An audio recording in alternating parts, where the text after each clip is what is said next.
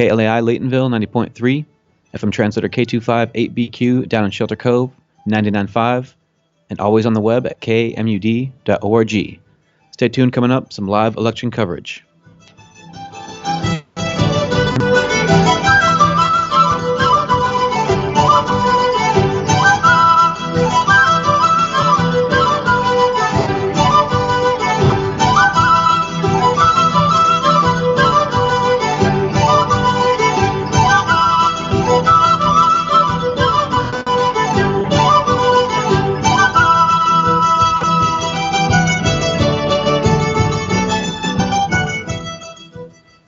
Hello, and welcome everyone to our election coverage. We got the band back together here. We got David Frank right here. Hello. And Eric Kirk always has all the details. These guys are the detail guys. I just wing it. I'm Jimmy Durchslag, and we're live on TV as well. That's exciting. Got Simon handling the board there. And with Access Humboldt, I believe, right? Yeah, yes. Access Humboldt. We got all kinds of stuff going on. Lauren running back and forth. So we're going to update you on what's going on with the elections. Maybe people have been paying attention. It's an exciting night. As I say, this is the first time when it feels like California actually makes a difference in the primaries. You can even do some strategic voting if you so choose. But so far, what we see is that there's 7 states declared for Biden as the winner, and Sanders taking 3 of 3 so far. What do you want to point out, Eric? Well, where Biden is just crushing it is that we saw that how well he did in South Carolina, a repeat of what Hillary Clinton did 4 years ago in South Carolina. The black vote just lined up behind Joe Biden, something like 3-1, and that's happening in all of the southern states, Alabama, the Arkansas, and the rest. Although Sanders is doing a little bit better in Arkansas, but in the South, and particularly with the black vote, he is just absolutely running away with it. And I think Sanders is coming in with like low 20% and upper teen percentages in those states. In which states? All of the southern states that are in there. Right. So that's Arkansas, Alabama, Virginia. He just won, North Carolina, and Oklahoma. I think that covers them. Oh, and Tennessee, although he's not winning by quite the same margin there. But he's winning all of those, and he appears to be, although it's unsettled just yet, in New England, of all places. Massachusetts he's ahead. It seems that all of Klobuchar's votes and all of Mayor Pete's votes seem to go to him, or at least a good percentage, because they're in the low single digits and nobody's voting for them. I don't know how much early voting was done in those states, but he's slightly ahead in Maine and somewhat comfortably ahead in Massachusetts. He's got they declared him the winner. The winner, NBC. And the big story there is Warren. That's her home state, and she came in 3rd.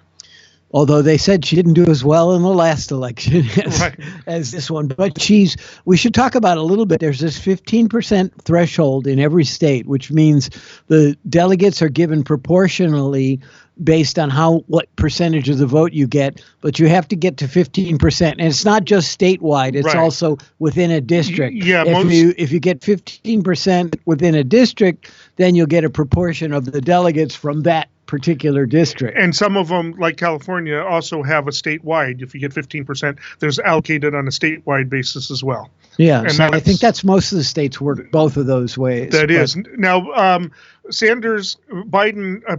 Bernie Sanders has won in Colorado. Yeah. It looks like he's winning in Utah. Oh, he's been Vermont, called to win. He won Vermont easily. And he's called in Utah. And it looks like they just called him in Utah.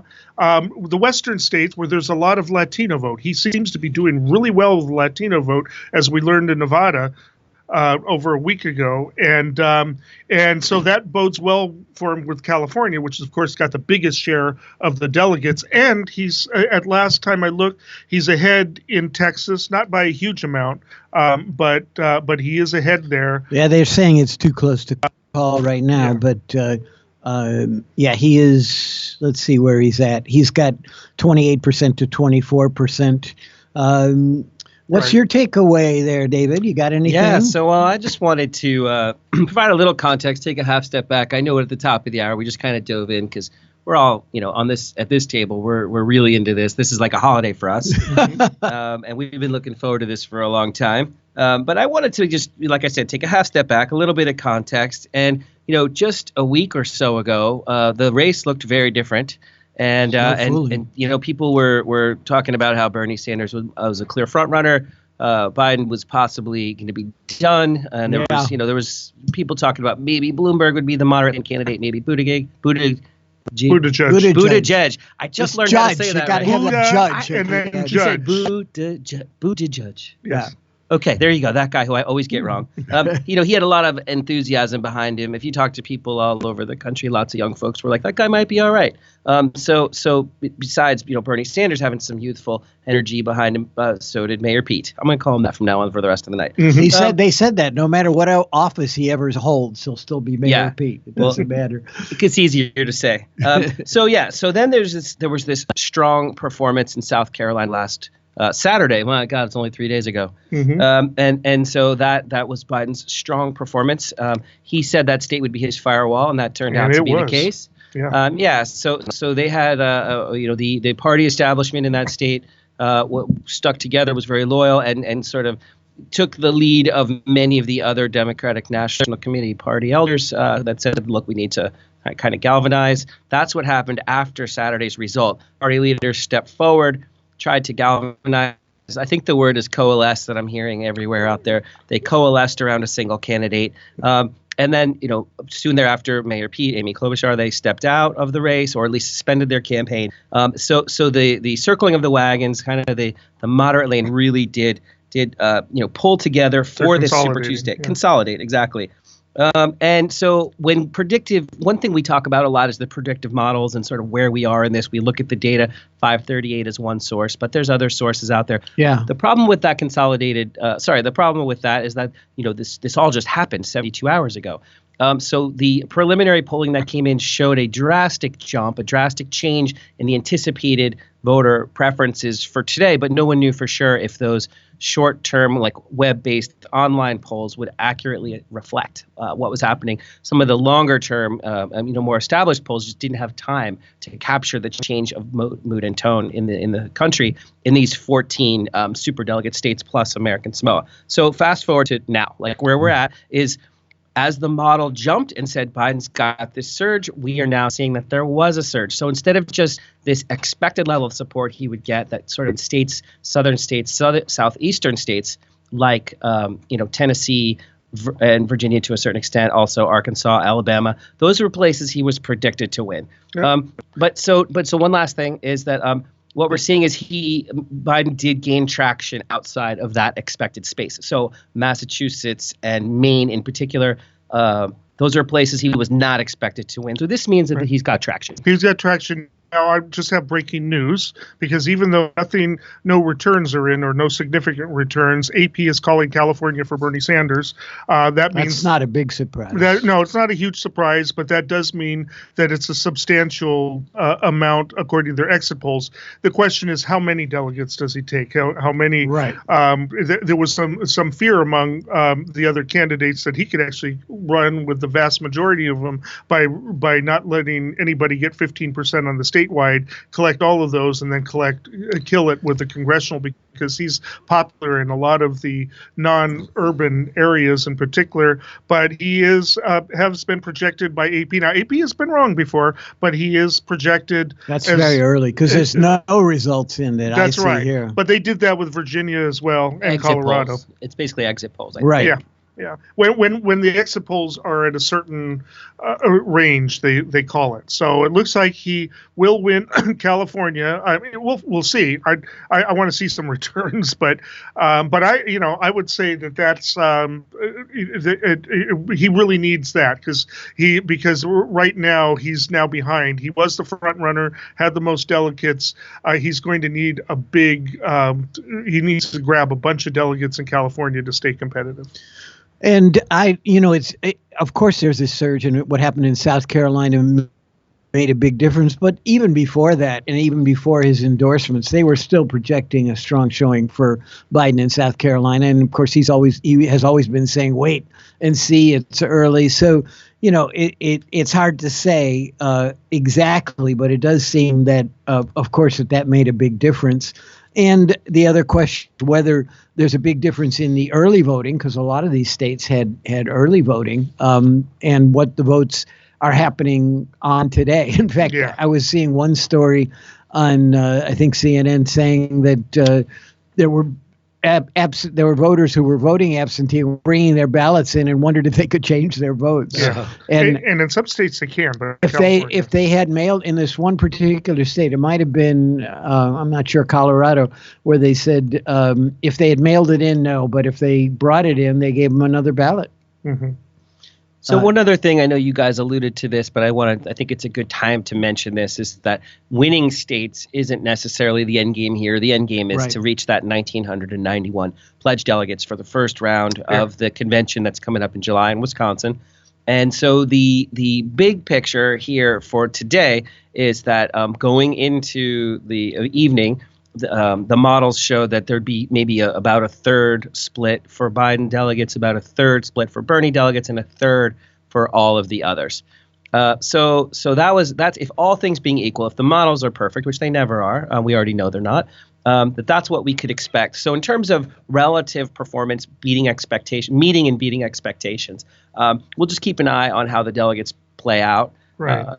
And so later on we'll get into it. Once we finally see California returning something, we can sort of dive into what our own, we're here in California, and kind of what our picture here in California looks like. Bloomberg and Warren are qualifying for delegates in a number certain of states. Places, and it's close because there's a lot of places where the results aren't in. Yeah.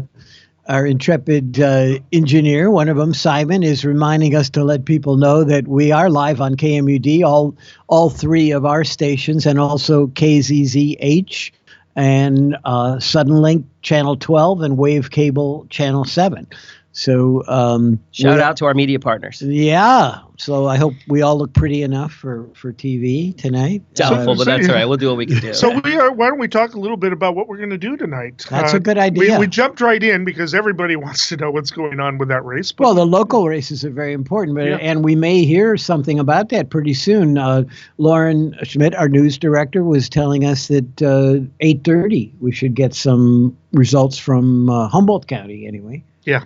We'll see. I'm going to be going to the site to be checking for them as well. But we have a couple races, of course, here in the 2nd District where KMUD is. We had 5 candidates. I don't know if that's a record or not, but 5 candidates. You don't know. If you don't know, no one knows. It may well be. I mean, at least in recent history, it's a record. So it's interesting. There was so many that wanted to contest that race. But also a contested race in the 1st District. Rex Spohn and radio personality Cliff Berkowitz are duking it out there, and we will, find out who does that. And that will definitely be decided today. There may be a runoff with the 5 candidates. The top 2, if nobody gets over 50%, will run off in November. But the 1st District will definitely be decided today because somebody will get more than 50%. And what is your assessment of that? Do you think Rex has a hold on that? It's hard to say. I'm surprised at how many Cliff signs I've seen around. He's got a lot of support. Cliff Berkowitz, I think he ran a spirited campaign, made a couple mistakes, but we don't know. We just don't know. It is a very conservative district, probably the most conservative district in the county, and Rex is well loved by a lot of people. Maybe not so well loved by some other people, so we'll see. And it's always that way. But I would probably call it. I would probably say that if I was to bet, Rex would come out on top, probably with about 55% of the vote. We'll see. But I don't know. It's just there's a lot of things we don't know that are first. Like I said, you go into Cutton, you go into the southern part of Eureka, and there are Cliff signs all over this place. There are also Rex signs all over the place. And likely that in our district and district that we're located in physically right now, although our districts are all of the districts, Right. but including Mendocino, which we'll be hearing from, by the way, it's likely to be another vote in the fall, just because so many candidates. Maybe one of the candidates, I would guess the front runner is Estelle Fennell, but I would think there'd be a runoff of some kind. A runoff, I think probably with Deborah Bushnell would be my guess, but we don't know. We'll see. We don't know. We'll be finding out. There was also supposed to be something from Mendocino, but checking in with the folks from there, but I'm not sure when that's going to happen exactly. Yeah. And we do have some measures that we'll be discussing. Of course, there is Proposition 13, contrary to a lot of rumor, has nothing to do with the original Proposition 13. There may be an initiative on the ballot coming in November that would make some changes to the original most famous Prop 13. The Prop 13 that is the only statewide proposition is up there is a pretty simple, straightforward bond measure for school buildings. Well, ironically, you say it's not the Jarvis Prop 13, but the people against the proposition or against most things that involve anything that were mildly related to taxes are actually the Howard Jarvis tax people, whatever that group is. Yes, definitely. I don't know how strong they are anymore. They used to really have a grip on Sacramento, but times have changed, and I don't think that they have quite the same pull. But whenever you see a bond measure, you always see that they're always listed as one of the opponents in making the statements. I refer to them as the tax posse. Anytime there's a tax proposal, they oppose it. That's true. Interesting to look at some of these states like Texas, which is too close to call. And Bernie in the lead there, but only 46% in a lot of uncounted votes there. But Bloomberg at 18% will qualify. And also, we have to point out, since I have not paid enough attention to this place before, this location before, that Bloomberg did win America Samoa. Yeah.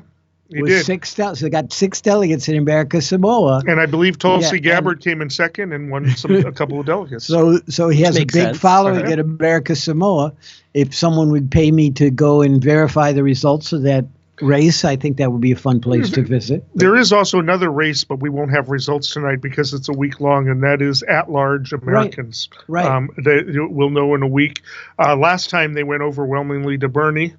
Bernie touted that as saying because people who live under democratic socialism know how good it is, right? So that's at least for those that live in Europe and possibly the Four Tigers of Asia and the rest know what social democracy is. Actually, there's a lot of social democracy now in Latin America. So anyways, but that it's only about 13 delegates or something like that, but still every delegate's going to count, especially if this is close in the long run. We'll see if it is. Well, listening to James Carville earlier today and saying how the Democrats need to get behind one person, and obviously after tonight and Biden showing, he already is saying this, and Bernie will have to bow out, but I don't think that's going to happen, frankly. I think they're looking at how it's shaping up tonight. Maybe he's not doing the overwhelming landslide that he might have thought, but he's doing pretty well. Yeah. I'm just looking at Colorado, which he won,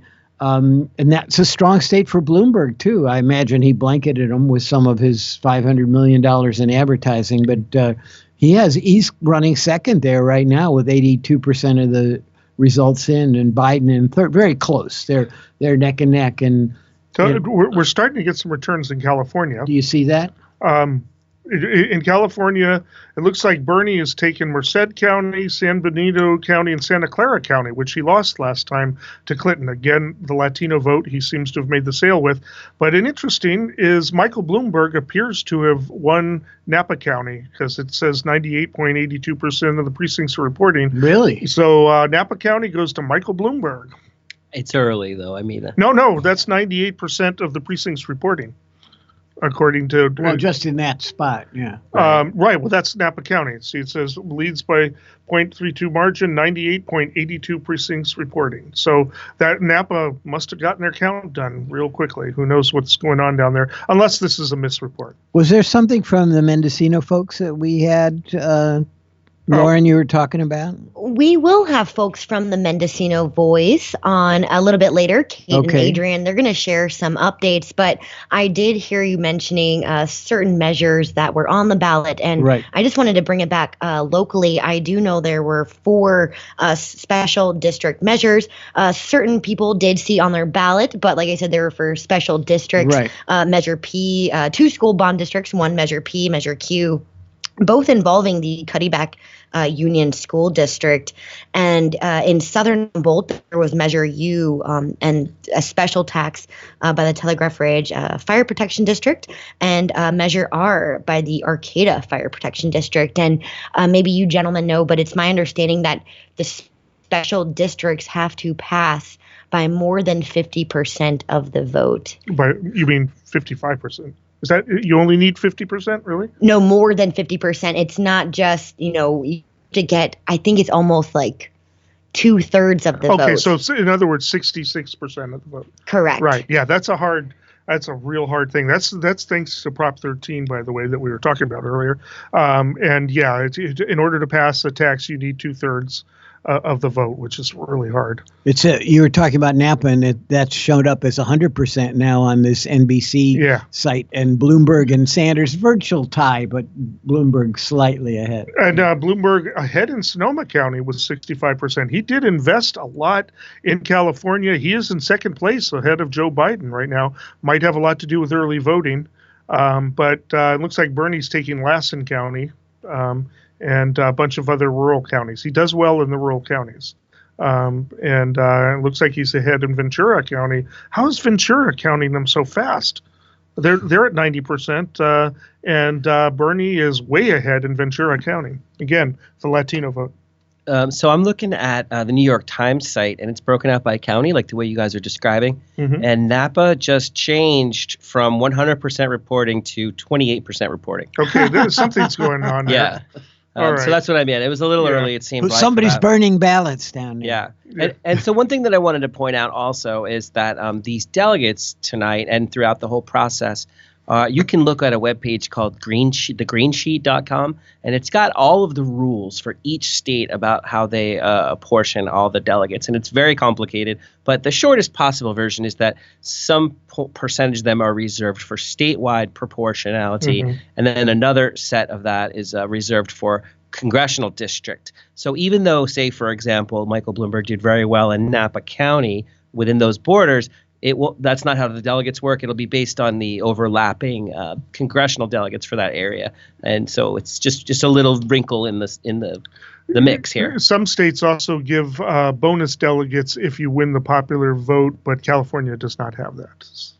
So. And then just to be fully thorough here, there's also non-pledged delegates that we sometimes refer to as super delegates, and those folks are basically elected officials and senior party leadership that they'll get the position. They'll get to be a delegate just based on their job function, and so those folks are going to be chosen separately, not today, but at a follow-up state convention. I thought those positions are already designated by who's in that What I was reading about how a representative leaves and that representative was a superdelegate, that the next Democrat to fill that position becomes that superdelegate. But I don't know all the rules about that. So each state has their own state party that kind of gets to figure this out for themselves. But we'll talk about California. I looked at our site, our state pretty closely.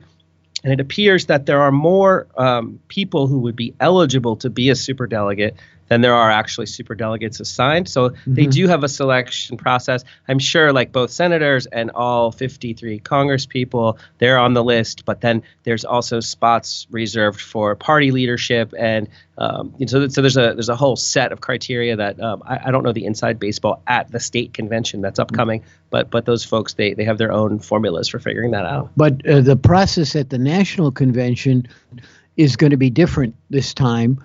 mainly because of Sanders feeling like he was frozen out, and when the superdelegates voted mostly for Hillary in the first ballot.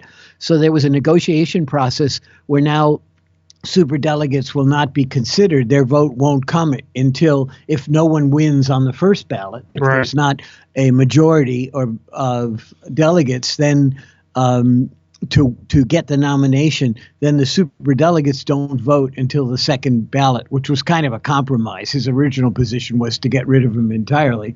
But so that's going to be different at this convention, and there's still a good chance, even with the Biden surge, that this could be a contested convention. Although it depends how many candidates are left, I guess, when they get there.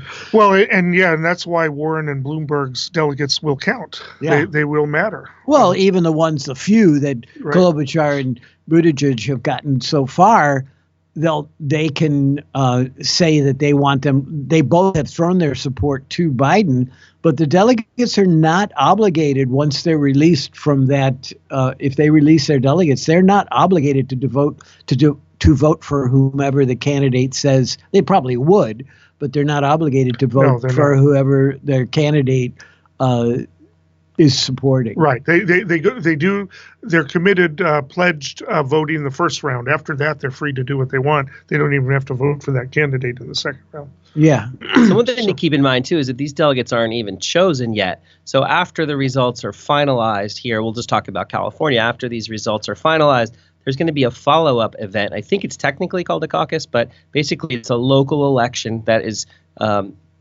organized and run by the party, and the county party or the delegates for our community are chosen by. It's actually an election, so I guess registered voters are going to show up at selected places within our congressional district. We will get somewhere between 4 and 6 delegates. I think we get 6 in our congressional district. I'm not positive about that, but somewhere between 4 and 6, and then. I guess the campaigns of the presidential candidates will sort of give a tacit support to individuals within our community who they trust will represent them properly, air quotes, when they get to this national convention in Wisconsin. So like you said, they can vote for whoever they want. By design, they're going to support the people that sort of put them there. And see, this evolved. Originally, we didn't have primaries the way we do them now. Originally, we had caucuses.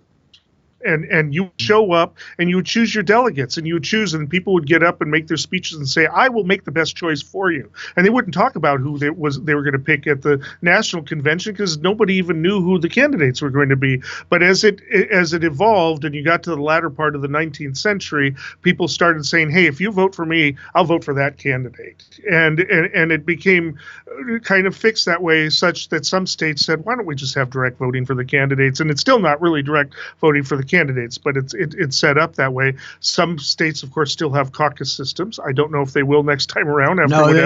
They've been pretty much they've been discredited, by the way. Well, Iowa set the tone, but even in Nevada, there's a lot of questions about that process. So I'm just to follow up on what you were saying, David. Let's say Bernie gets his 20 whatever percentage of he's still going to have that percentage of delegates. So aren't those already identified as Bernie Sanders delegates to the convention? So what they do basically, this is how it was described to me, and just kind of matching my notes from speaking with people within the party to this Green Pages website. Those slots are going to be proportional in the congressional district. So, for example, like if you've looked at some of the results from the caucus states, you'll see like I'll use Iowa as the example. So in Iowa, there was that first round of voting, but then there was that realignment stage, and then there was that state party delegate equivalence, and then at the end of it, they said, certain people are going to get 4 delegates or 3 or 2. So even though the voting actual raw numbers were, based on the people's participation in the caucus, the net result of delegates tends to be a relatively closely a bunch, so like I said, 6-4-2 or something like that. And that plays out in our state. I figure, I guess now's a good time to mention it. We have 53 congressional districts in California, 415 pledged delegates, and potentially up to 10 million people voting. Yeah. And so if it breaks out as it was predicted by the model, air quotes again, who knows if that's actually going to be successful or accurate. Sanders is expected to get about 35% of the state's votes, Biden about 25%, Elizabeth Warren 16, and Bloomberg 16. 144 of that number, the 415, 144 of them will match that proportion, whatever the actual proportion is after all the counting is done, the mail-in ballots, the provisional ballots. But then the remaining 271 delegates will be proportional within each of those 53 congressional delegates, congressional districts. Right. But you're saying that there's a process where people actually choose those delegates? Exactly, because they're real people. Yes. So these folks get chosen so it'll be 4 to 7 delegates, say, for example, in our congressional district, which is... How is that? How will they be chosen? So that's what I was saying. So CD2, our congressional district, there will be a process where the state party and the county party get together, and actual real voters show up and go to a polling place. I could look up the date for us, but it's about a month from now. So anyone who's a Democrat, registered Democrat, is that how it applies? Yeah, that's right. Could actually show up at that place? That's right. If they let us know where it is, if they decide to let us know where it is. Yeah, in the past, they've kept it sort of like far away from here in the recent past when we had a similar problem where we kind of didn't want our community to vote, but that's another story. But yeah, so in theory, there'll be one in Eureka, and it'll be advertised. Hey, I see Lauren. Hey, thank you. So as promised, we have our first results of the night from Humboldt and Mendocino County. Great. Everyone is working very hard at the Office of Elections. Going on the local level for supervisorial districts, District 1 right now, Cliff Berkowitz has 36.33% of the vote. Rex Bone, incumbent, currently has 63.67% of the vote. Let's see, and those are all of the vote-by-mail voters. So this is just vote by mail at this point? Which tends to be more conservative. And do they have a number, or they don't know percentage? There was 3,212 vote-by-mail voters in the first supervisorial district of Humboldt County. And like I said, as far as early voting and election day voting, those results have yet to come in. Now going to the second supervisorial district, we have Rick French with 1.66% of the vote. We have incumbent Supervisor Estelle Fennell with 41.23%. Sean DeVries with 4.74%. Michael McCaskill with 9.48%. And Michelle Bushnell with 42.89, putting Michelle Bushnell in the lead right now. Wow. Now, that's interesting. Now, again, the early results tend to be more conservative. Conservatives, for whatever reason, watched and participated in these elections for a long time, tend to get their absentee ballots in early. The early early voting. I've made phone calls to Fortuna where literally the day they got them, they put it back in the mail. Progressives tend to procrastinate. I don't know why. We just tend to do that. How many ballots is that for District 2? So let's take a look here. Vote by mail, that is 3,042 vote by mail. And again, that was 3,212 in District 1. And like you said, Michelle was the one candidate who did disclose that they were registered with the Republican Party, and as you stated, that the vote-by-mail voters tend to lean a little more to the right. The early vote-by-mail voters, the vote-by-mail people who get it in the last few days, tends to mirror what happens on Election Day itself. Like I said, it's really strange, but this is not even all the vote-by-mail. The vote-by-mail that came in late probably won't be counted until tomorrow or the next day. And I will note, Supervisor Mike Wilson was running unopposed in the 3rd District, and people still voted. Yeah. And out of 185 vote-by-mail ballots, he got 100%. And, we actually will be hearing from Supervisor Wilson, hopefully Supervisor Estelle Fennell and Supervisor Rex Bone, and other candidates I would encourage to call in. But in about 3 minutes here, we're going to go to the Mendocino Voice, who is going to share their updates because they have just been released in Mendocino County. All right, real quickly, you want to measure you. is ahead with 70%, which is past that threshold that you need to pass that. So that's the Telegraph Ridge Fire Protection District. Do we have any idea how many registered voters there are in District 2? Because 3,000 is a pretty good number for absentee ballots, it seems like, in this county. That might be a better question for a poll worker who we are hoping to have call in also. Right here, though, I will give big credit to the Humboldt County Office of Elections. This is my second time doing coverage, and this is the most concise and organized results I've ever seen. So big kudos to Humboldt County Office of Elections. Thank you. I wanted to second that real quick, just because I did a little Google search. I got straight to it, and it's very clear. So last time we did this, it was a PDF, and this is just something that's a little bit easier to manage. Are you looking at their website now?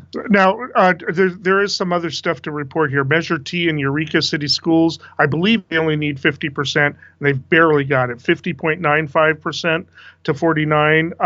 Measure S, the Bridgeville School Bond, is at 60% to 39%, and the Cuddleback Measure Q, Cuddleback Union School Board, is losing this far with 37.94%. And God, we have a lot of these things locally here. But it's still early. These are early counts, probably just absentees. Not even all of them. So the late ones don't get counted till later. Proposition 13 is failing so far in Humboldt County, but that will change.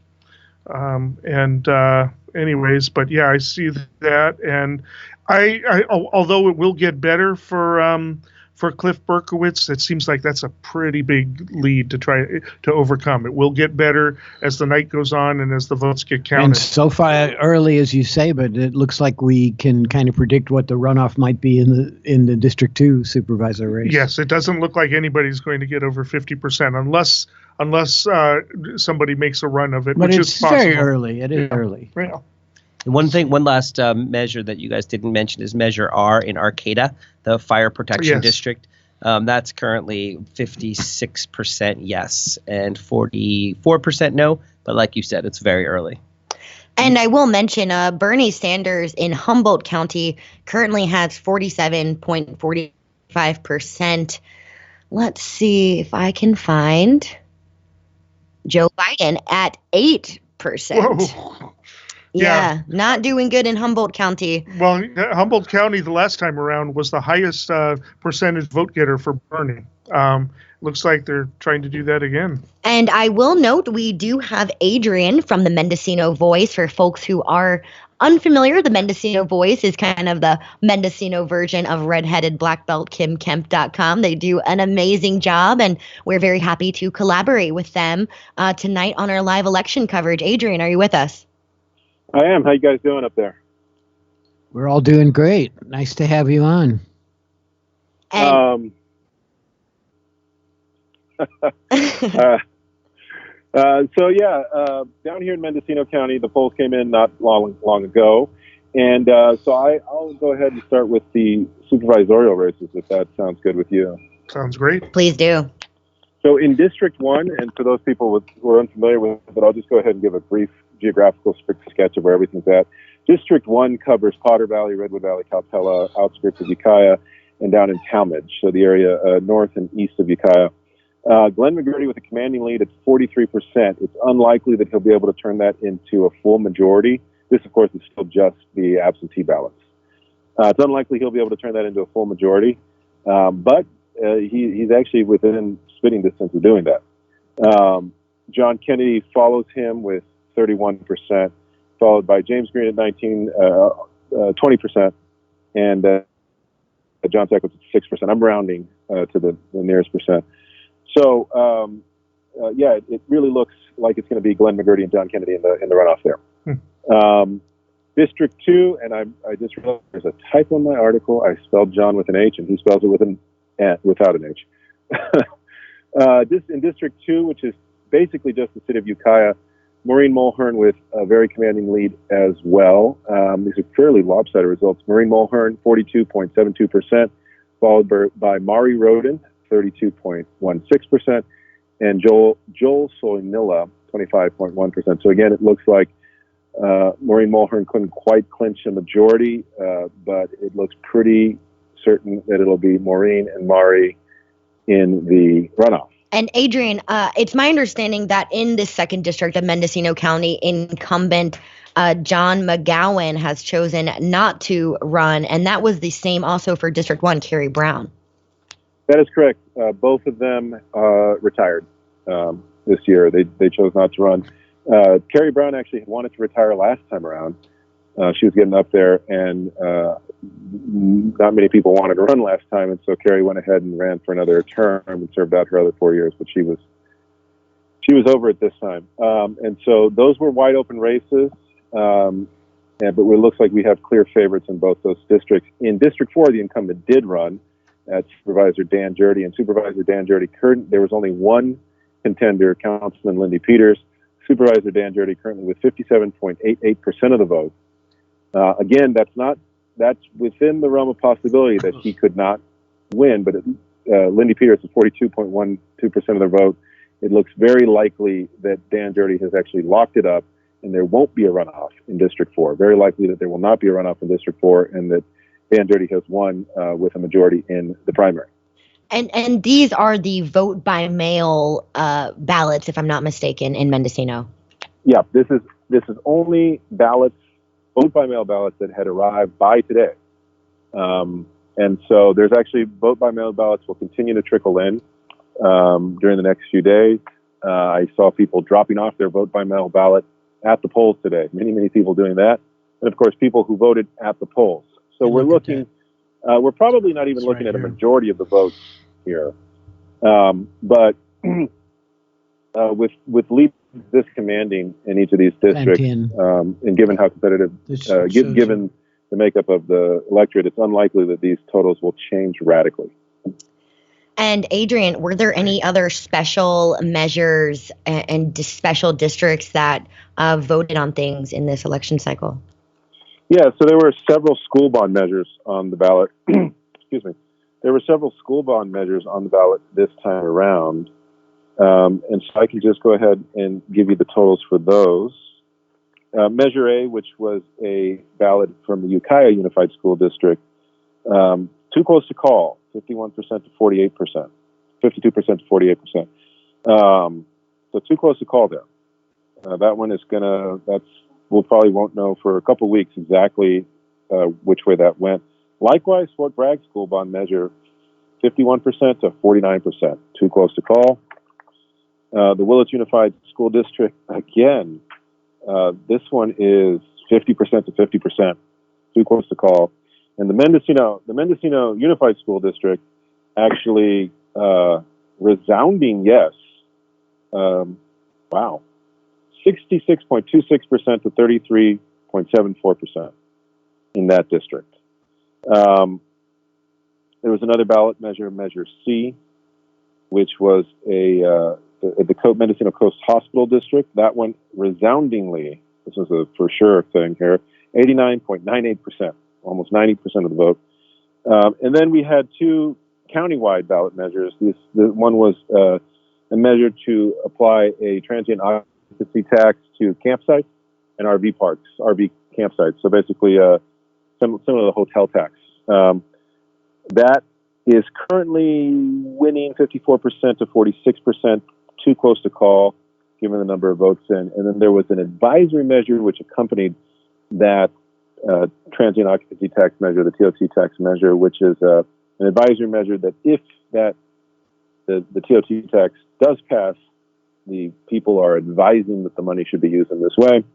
And that passed resoundingly 65.17% to 34.3%. That, of course, is because taxes that are specific taxes for specific groups have to be approved by a 2/3 vote in California, supermajority vote in California. So the way that a lot of municipalities have found to sort of finesse that is to pass a simple tax, taxes for specific purposes. A way that counties have found to finesse that is to pass a simple tax that goes into the general fund and then pass an advisory measure along with that, which is just a strong urging on the part of the voters that this is where the money should go. Excellent. And were there any particularly controversial things that happened during this election in Mendocino County? No, I'll tell you what though, the road was blocked on the way to the elections office right now, which is why I was a little late in being available for you guys. There was a bit of a standoff between the police and some suspects, so that was interesting. That I had to reroute my trip there. But this time around, it was a pretty clean election. It was very collegial attitude between all of the candidates, and no major controversies. There was a last-minute restraining order filed against Supervisor Jurdy yesterday, which was a restraining order urging him to unblock and undelete certain comments on Facebook, claiming that certain constituents' First Amendment free speech rights were being violated by how Supervisor Dan Jurdy is using Facebook. That was filed yesterday, really too late to make any difference, I think, in the election. And then if you'd like, I can give you the presidential totals for Mendocino County. Last time around, Mendocino County was not the most Bernie Sanders county. I believe that was Humboldt. I believe Mendocino County was the second most Bernie Sanders county. This time, Bernie Sanders winning 42% of the vote by mail, and that's very likely to go up. As I was doing sort of a very informal exit interview today at the polls, most people coming out of the polls who were voting in person were Bernie Sanders supporters. Joe Biden with about 8%, 9% of the vote, much smaller. In fact, Joe Biden coming in behind Elizabeth Warren with 12, Michael Bloomberg with 13, Pete Buttigieg with 10. So Biden having a very, very bad showing here in Mendocino County. Interesting. Well, thank you so much, Adrian. And is there anything else you think our listenership should know at this time? No, I think that about sums it up. They'll be updating every 2 hours here in Mendocino County. I've just watched, I'm here at the election office, and I just watched some of the first actual in-person ballots arrive and start to be processed. So that's beginning right now, and I think by the end of tonight we'll have those counted up, and we'll have a better idea. In some of those school bond measures, we might have some idea. Some of them might be so close that we'll have to wait until all of the mail-in ballots have also arrived to know which way they turned out. And you were explaining earlier that, or I should say yesterday, that Mendocino was one of the last counties to tally the votes. Is that still the case with this new registrar of voters, I believe, Katrina Bartholomew? Bartolome. Pardon me. I spoke with Katrina Bartolome earlier today, and she said that she's going to be making an effort. She was elected county clerk, assessor, registrar last election. She said that she's going to be making an effort to update more frequently in the days ahead. So while, as is the case in a lot of rural counties, you have to wait until all the mail-in ballots come in, and then there's some amount of time to count those up. While that might still take a while, we'll have a much better idea of how that's progressing, because Katrina Bartolome has said that she'll be providing more frequent updates about that count. And that'll be important with those really tight school bond measures. Excellent. Well, once again, thank you so much. And when the second results come in, feel free to give us a call. Will do. Thanks. Take care. Bye-bye. Yeah, thanks so much for that update. We'll be getting more updates. We're back here with our coverage in the KMUD studios here in Redway. My name's Jimmy Durchslag, sitting here with David Frank and Eric Kirk, and we're live on KMUD on all of our outlets and KZZH, and on video live, Suddenlink Channel 12 and Wave Cable Channel 7. Simon just updated. There was a question about the registered voters. The population of Humboldt, 136,373 and 57.3% registered voters. So that's 78,141, depending on the turnout that we get. In Mendocino, a population of 87,606 and 56.3% registered. That's 49,322 voters. I'm not sure how many are voting in each district in Humboldt, but we'll be updating those results. And California results are coming in. Michael Bloomberg actually running second still in California. I show 14% that I'm looking at. I don't know if you guys have a different quantity, but I'm on the official site, but it looks like as of 2.3%, Bloomberg was actually in first in our second congressional district. I expect that's going to change, but we'll see. Yeah, but Bernie Sanders out in front statewide, and Joe Biden in third place. Elizabeth Warren not at the threshold at this point. We'll see if she makes it. Nor Biden, as far as Biden is just this in is it 17. statewide. This says 17.2% statewide. Bernie at 27.4%. Again, it's 15% to get a share of delegates. Right. But that can be in any district as well as statewide. Yeah, and Biden is in some districts. I haven't found any that Warren is, and I'm going through. Looks like Bernie is winning most of the districts at this point. It's possible he can run and come in first in all the districts, but it depends on what how many delegates he gets is going to depend on Bloomberg and other candidates. Bloomberg seems to be running second in California. He did invest here. Apparently, a lot of ads and a lot of early voting may have helped him out. We had 40% of our vote was early voting. And yeah, that was with the Biden surge. That meant that a lot of people weren't taking that into account who might have changed their vote based on the results in South Carolina and some of the press coverage. But Bloomberg is beating Warren in a lot of areas, crossing the threshold. And so he'll have some delegates. There's no question about it. Looking at Texas, you were asking about Texas and what is in. It looks like there's a lot more potential Bernie Sanders votes along the border. Yes. Mexican border that should probably come in. And it's basically a dead heat right now between Sanders and Biden, with Bloomberg in third place, but still over that 15% threshold. So the Texas Tribune is reporting that although the polls closed in Texas at 7 p.m., a little over 3.5 hours ago, there's still people in line waiting to vote. Right. And so the story, I guess, is that in both California and in Texas, there were many polling places that were closed, and there were complications, long delays, and also equipment failures in these districts where people are backed up and not willing to go home without voting. Yeah. And if you're in line as of closing time, you're entitled to go in and vote. Well, looking on some of the coverage before I came over here, Austin, this one polling place in Austin had people like down the hall, around the block. It looked enormous. It's always such a surprise to me that they make it such I guess it shouldn't be a surprise that there's so many obstacles to voting, but it'd be nice if we could figure that out and make it a little easier for people. But it's too bad to hear about all those not surprising again, and hopefully people will hang out and actually vote. But to make it such a hardship to wait in line for so long. Yeah. Well, a lot of interesting things are happening. I'm looking at the California Secretary of State, district by district, congressional district vote, and again, Sanders is running the gamut. I see about 2 counties now, 3 or 4 counties in which Bloomberg is in first place. I think those are going to change as more votes come in. There is one one district. It is the District 3 congressional district where Biden is ahead. I think that's the one that incorporates Sacramento and UC Davis. So he may do well there, but it's still, again, only 3.2% of the precincts being counted as officially at the Secretary of State site.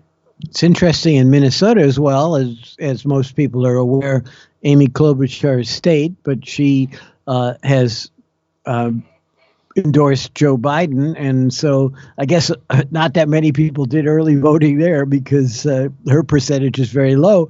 But Biden projected the winner, but still with 77% of the votes in, Bernie didn't do too bad there, 30% behind Joe Biden, and Elizabeth Warren at this point is over the threshold, of 15%. Bloomberg is not. Yeah. Looks like there's a few states where Warren's not over the threshold. I think she is in Colorado and Maine, Massachusetts, Minnesota, but the other states tonight she's not. Yeah. And while Bloomberg only has a few states, it looks like that he's not, which is Massachusetts, Minnesota, North Carolina, and Maine.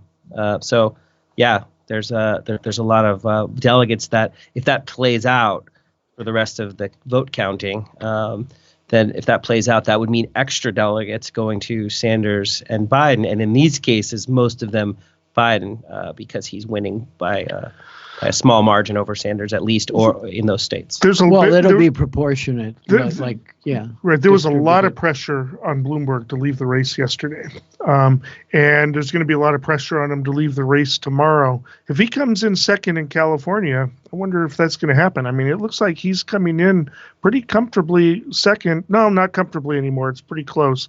But if he comes in second in California, and let's say Biden slips down below 15%, and that might say something. It's only 22% in, according to what I'm looking at. But you're right.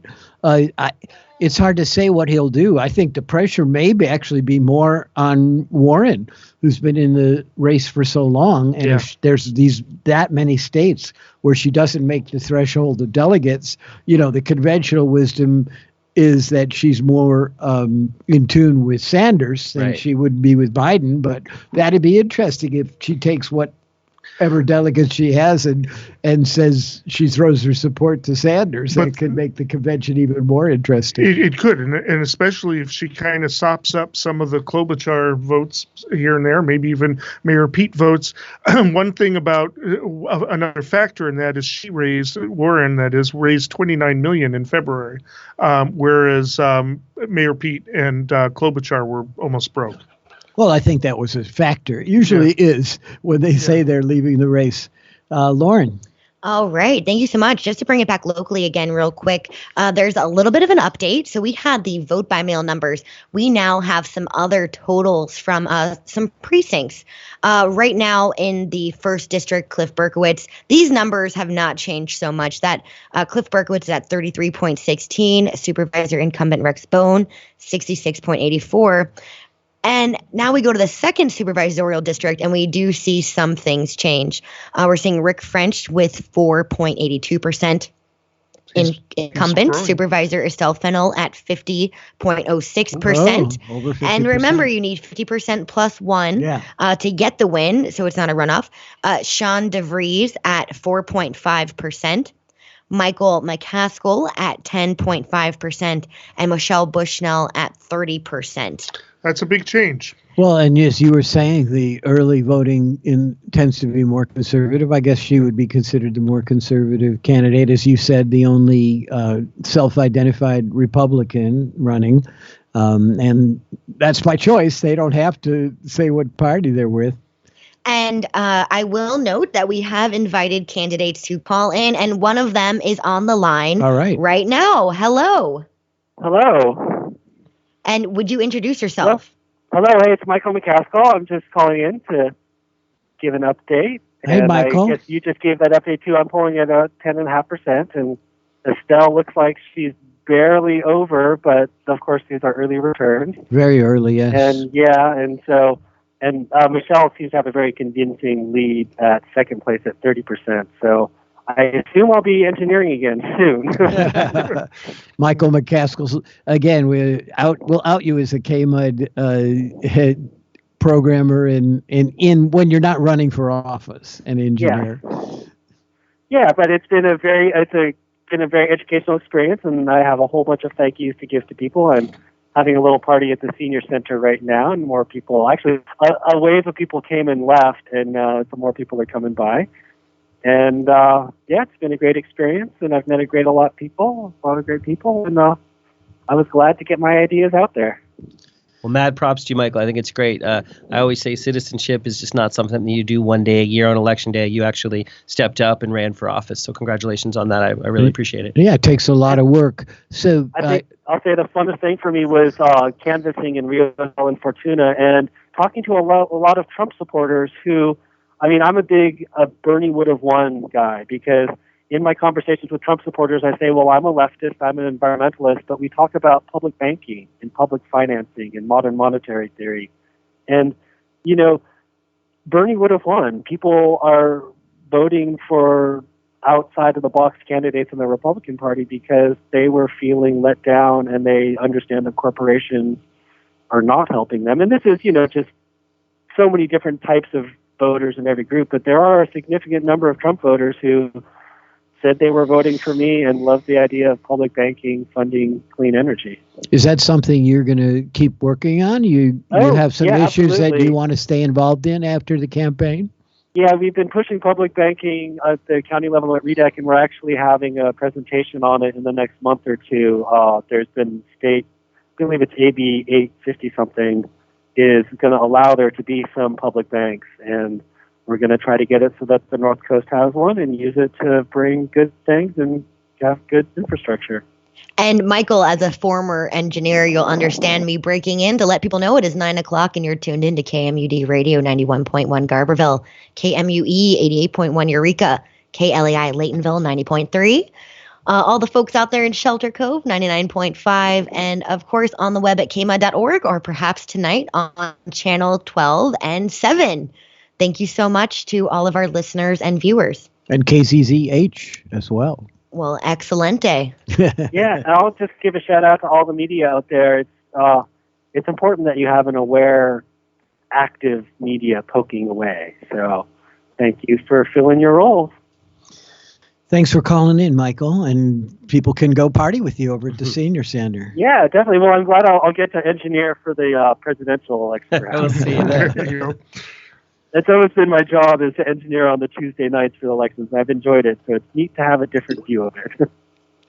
Should we take a moment and maybe hear from, you did some interviews with people earlier. Is this a good time for that? Absolutely. Let's have a moment to compose ourselves here. And earlier this afternoon, I did get a chance to stop by the Redway and Garberville polling sites. I apologize if other sites have been left out, but these are the two I was able to visit. And I do have about a 7-minute clip of some folks and their take, and there was definitely a trend that we are now seeing in these results. But without further ado, here it is. It was a great experience. I feel good finally being able to vote now. And how old are you right now, if you don't mind me asking? I'm 18. So you just made the cut. Yep. Yeah, no, it was really easy. I thought it would take a while, but no. Me and my dad just went in, and it was nice. Been asking my friends to come and vote, and I'm taking my friend right now. I just drove my friend to go vote. I really hope we can get Bernie in there. I'm really praying. I'm Nicholas. I'm 19. And I just went to go vote for Bernie. I don't know much of it. Was it difficult? Was it hard? Were you nervous? No, I wasn't really nervous. I knew it was just going to be paperwork. Like, nothing special. Just do your research. And do you encourage other younger folks to get to the polls today? Absolutely. You should definitely go vote, want to vote, know what you're voting for. Yeah. Well, I always vote, but because it's a hard-fought right for every American person to vote.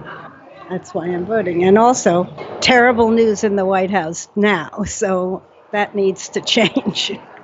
And if there's other people out there who are hesitant to go ahead and vote, what would you say to them? I think it really matters, and it also is, it's part of your being involved in the world. So I think it's an important thing. Voting is your opportunity to create change. Even if you don't get what you want, it shows what the people want. So please get out there and vote. I think it's important that everybody gets out and voices their opinion. It's all we got. We might as well vote. Hey, go out and vote. This is Ranjit. And I do a mail-in ballot, but I appreciate to come to a voting location and hand it in personally. Gives me comfort to know that my vote counts and that I have a say in what the results are. And I feel that it's my social responsibility as a citizen of the United States. And it's my pleasure and my honor to vote. And I would encourage everyone that's qualified to vote, please vote. I actually wanted to see if I could register to vote and vote because I'm unregistered. You totally can. Also, because I'm very, very, very motivated this year to do so. You just voted. How does it feel? Oh, it feels good. I enjoy doing it rather than doing the mail-in thing. The mail-in thing is easier, but I just like the physical doing of it. Do you encourage other young folks to get out there and vote? Oh yes, I think they really need to figure this out. That this is important to do it. I know a lot of kids don't really see the importance of it, but it is. They need to do it because it's their future. Honestly, it's pretty painless. I didn't bring my mail-in ballot, and it was easy to just get a ballot here. So that was nice. It's a small county. There's nice, really helpful personnel. It's slow, but I mean, what can you expect out of where we're at, democracy? It's slow moving. So I don't know. I'm glad to be here. I feel like what harm can it do, really? I mean, aside from all of the things that have happened and the joke of this country, the literal just joke that this country is. I'm sorry. Whatever. I don't understand it. But if I have a power to do something, and maybe it's insignificant, I've heard a lot of people my age think that voting is somewhat insignificant, especially since we're in a blue state and not all my friends want to vote in, democratically or have these liberal ideals that maybe I share. They don't think that it's important, and I think that is wrong. And I think that that's just throwing away an opportunity. That if you have an opportunity to make change, why not try it? Even if it is insignificant and it takes, 15 minutes to do this? 15 minutes out of my day could change the future. Might as well try. And I don't want to hear anything about your political opinions or anything else. Anything political. If you didn't vote, shut your mouth. Super straightforward. I didn't have some of my, identification, and I had a change of address, but they walked me through it. It was no problem, and I was in and out of there in 5 minutes. If other people are worried that because of the lack of identification or things like that, they're not going to be able to vote, what would you say to them?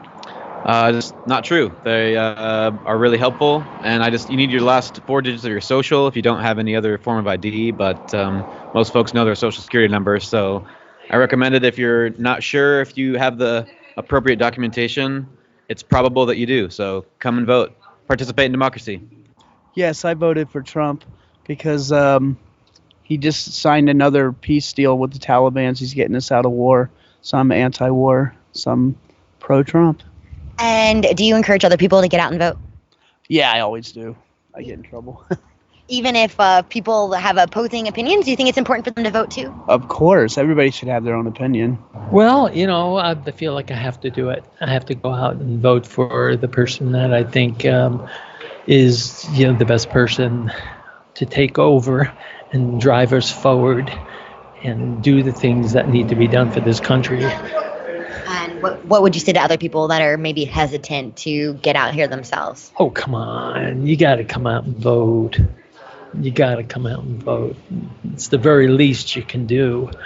It's not that hard. Well, it is not only my right, but my duty. This is what we do here in this country to make our voices heard as best as we possibly can.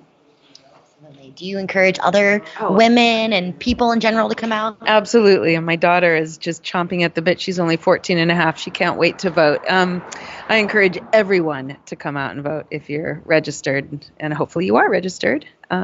Yes, make it down to the poll and cast your vote. I got done voting. What'd you think?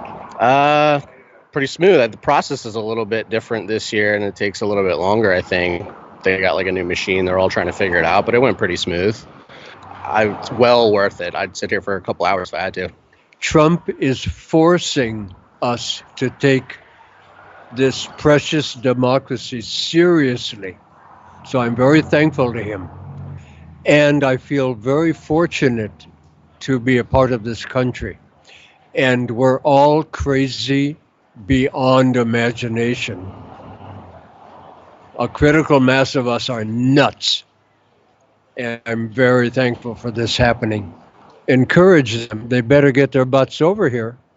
because this, I've lived outside of the country forever. This doesn't exist anyplace else in the world. This is very exciting to be in this country now. Get your butts over here. Absolutely.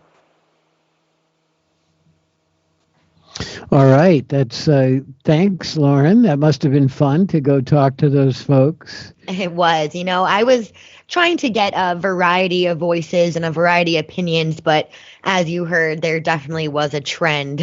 Yeah, I was surprised to hear some. There were some I had some would have had a more detailed discussion with about their opinions, but I'm glad to hear the process was going smoothly for most people. It wasn't backed up like a lot of places have been.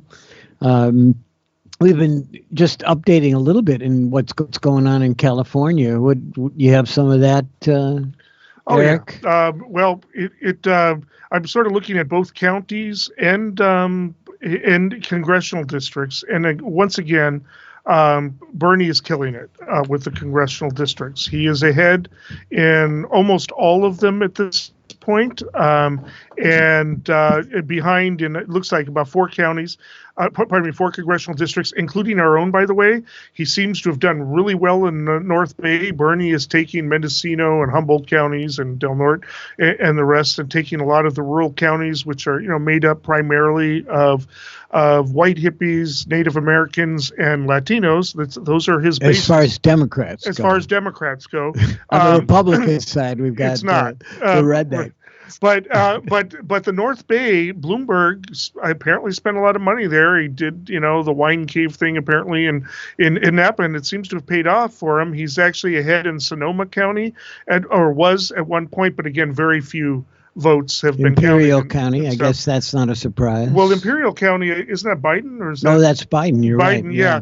He's ahead there, but those results are strange because it has 0 votes for Bernie and 0 votes for Warren. Yeah, that's not correct. So something is off there, and that's also a very Latino heavy one. So I would expect Bernie to do well there. But again, we've got Bloomberg doing well down on the coast. It looks like Santa Barbara County and Ventura.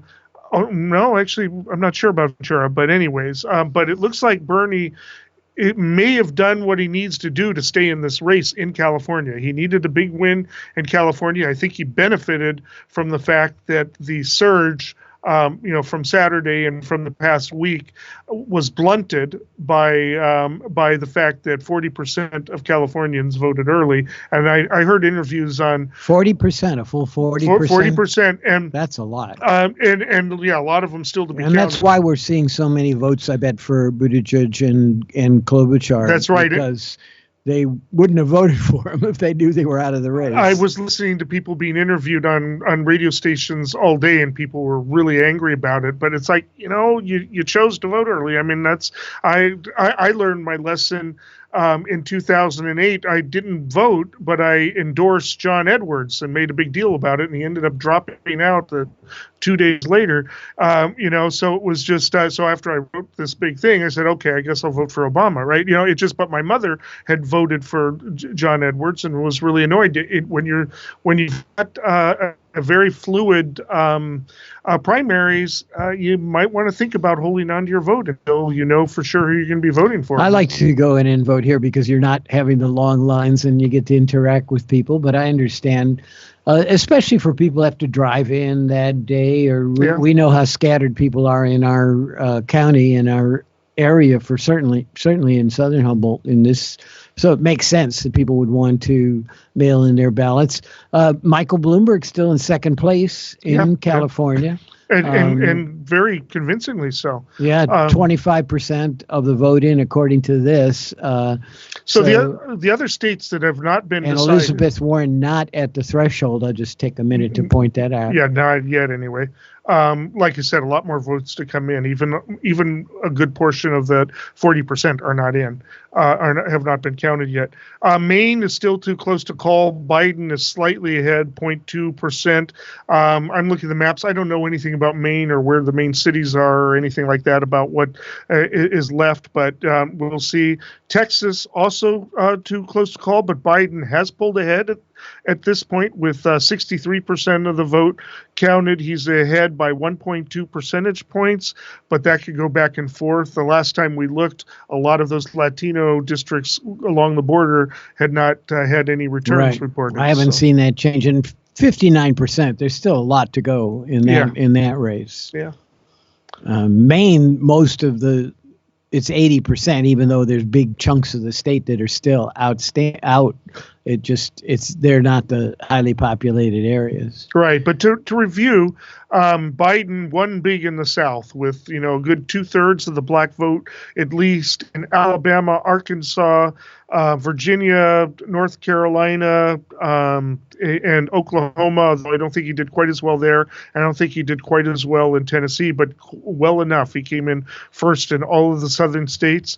Seems to be doing well. It looks like he's taking Massachusetts, not hugely, but it looks like because Mayor Pete and Klobuchar are down in lower single-digit numbers, it may be that a lot of their votes went towards Biden, and which is what pushed him over, and Elizabeth Warren coming in third place, but she will qualify for delegates, but still a distant third place in Massachusetts. Maine, really too close to call, but Warren in third place there. Also at qualifying levels, at least statewide. We don't know, how it is in each congressional district.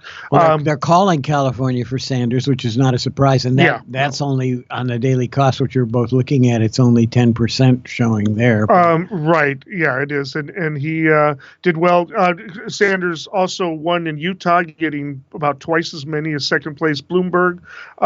Minnesota, Biden took. It looks like Klobuchar didn't even finish in the top 3, even though she left the race yesterday. Yeah. So it looks like a lot of her voters went to Biden as well. He had, looks like, close to 39% of the vote. Sanders not far behind with 30% of the vote. That is an area where Bernie Sanders does well with what has been referred to as the white working class. And Warren is at the threshold there. Barely, anyway, and probably most of the votes are in, so she probably will stay get there. that. Yeah. It's north in all the southern states. Although Sanders lost them all, he did qualify for delegates in all of them. He wasn't totally taken out, and he is in at least second place in all the states. Not true of Biden.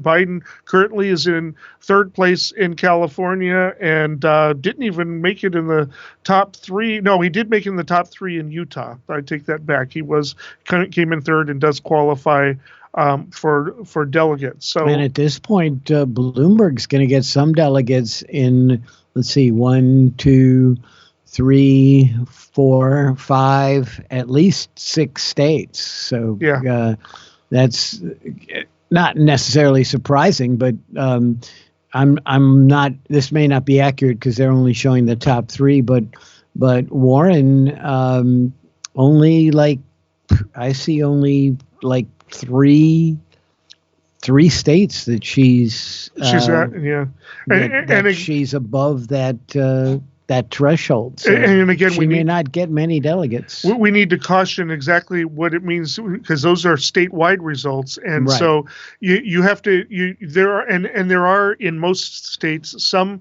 delegates that are allocated based on the statewide vote, but the rest of them are usually allocated in the congressional districts. So you having 15% statewide could mean you got 3% in one and 80% in another, and there's no telling how many delegates that actually results in. She may get some in those states where she's not at the 15% threshold. That's right.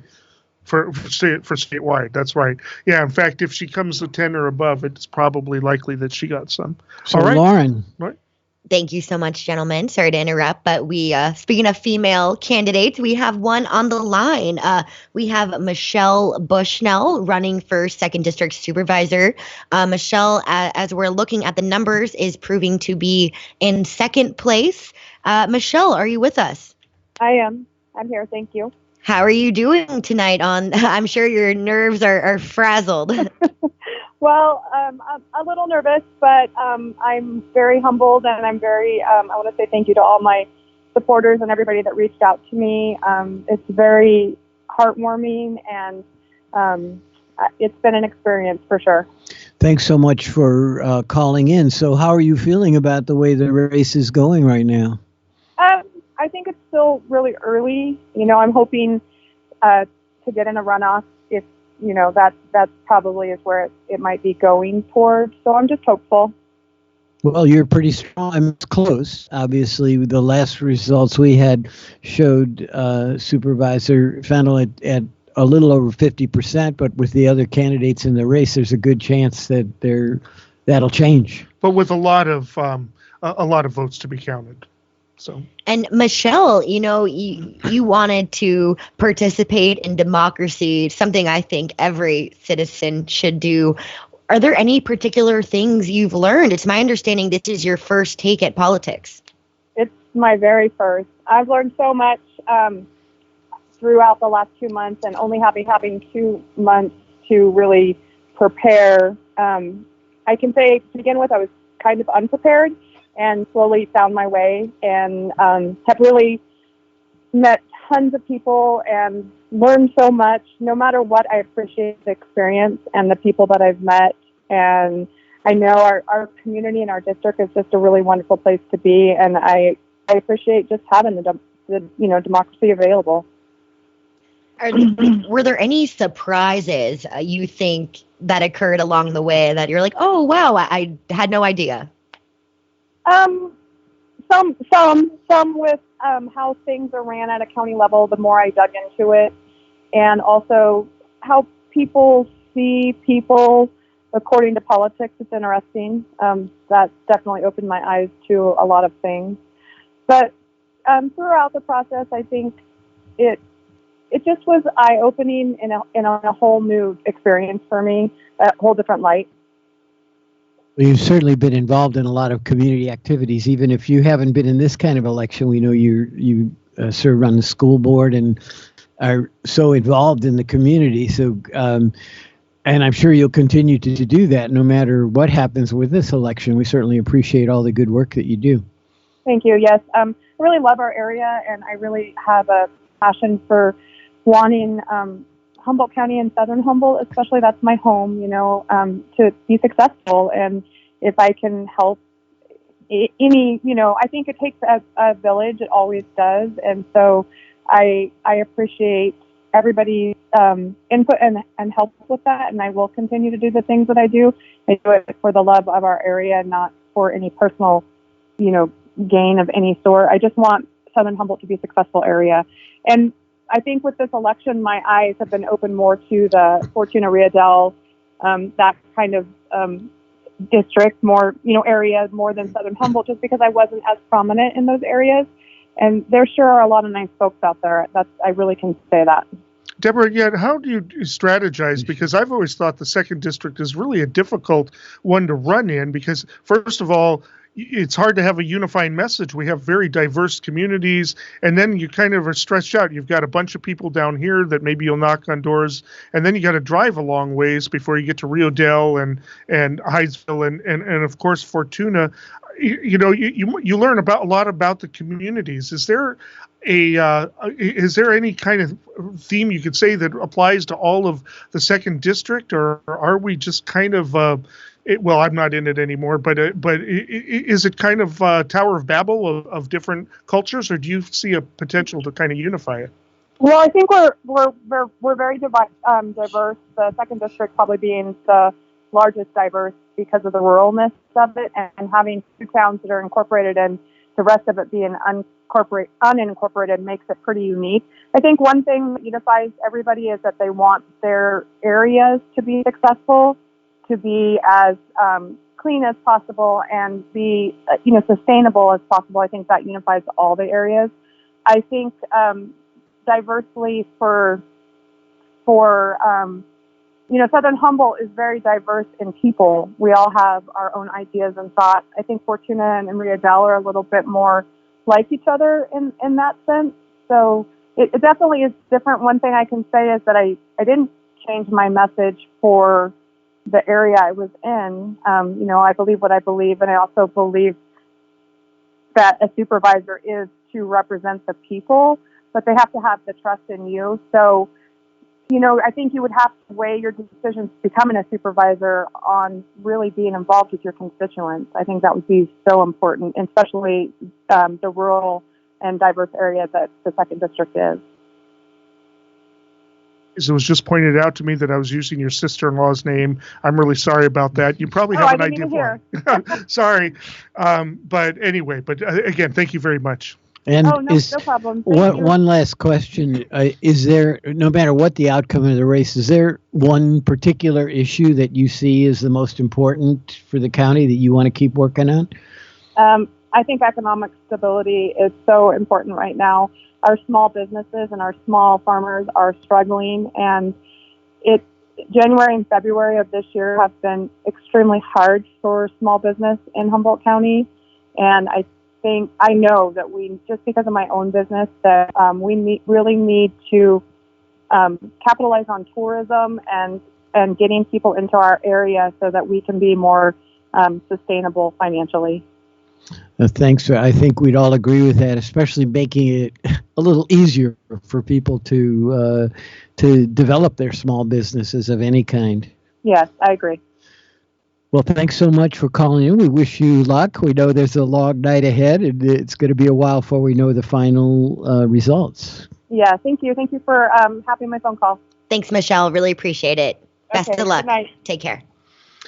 All right, I have a quick update here. It's maybe not a big deal, but people might be happy to know that the second congressional district, people who are Bernie fans might be happy to know, if you're a Bloomberg fan, not so much, that the second district just flipped to Bernie from Bloomberg. I think the second district will, in the end, go to Bernie. But he still is strong in Santa Clara County. That may change too, and a couple of southern California, pardon me, keep confusing, not county, congressional districts, and but it looks like as far as congressional districts, Bernie is just running the gamut in California. He needed a big win in California to maybe blunt some of the momentum that Biden has built in the South and on the East Coast. And well, if that's what he needed, that's what he got. What about you, David? Any things you're looking at or insights that are popping up for you? Well, I just keep skimming through the different people that are still reporting from Texas and California that there's still folks waiting online to vote. And so I dug a little bit deeper, and it appears that there's a pattern of in college communities, there's machines that are broken and consolidated voting districts where there was some confusion about where people voted this year versus last year. So, I'm not speculating on connecting any dots where there's no patterns at all, but there's just some recurring reporting that there's some systemic problems with getting people through the process. And like right now in Texas, I mean, it's very late.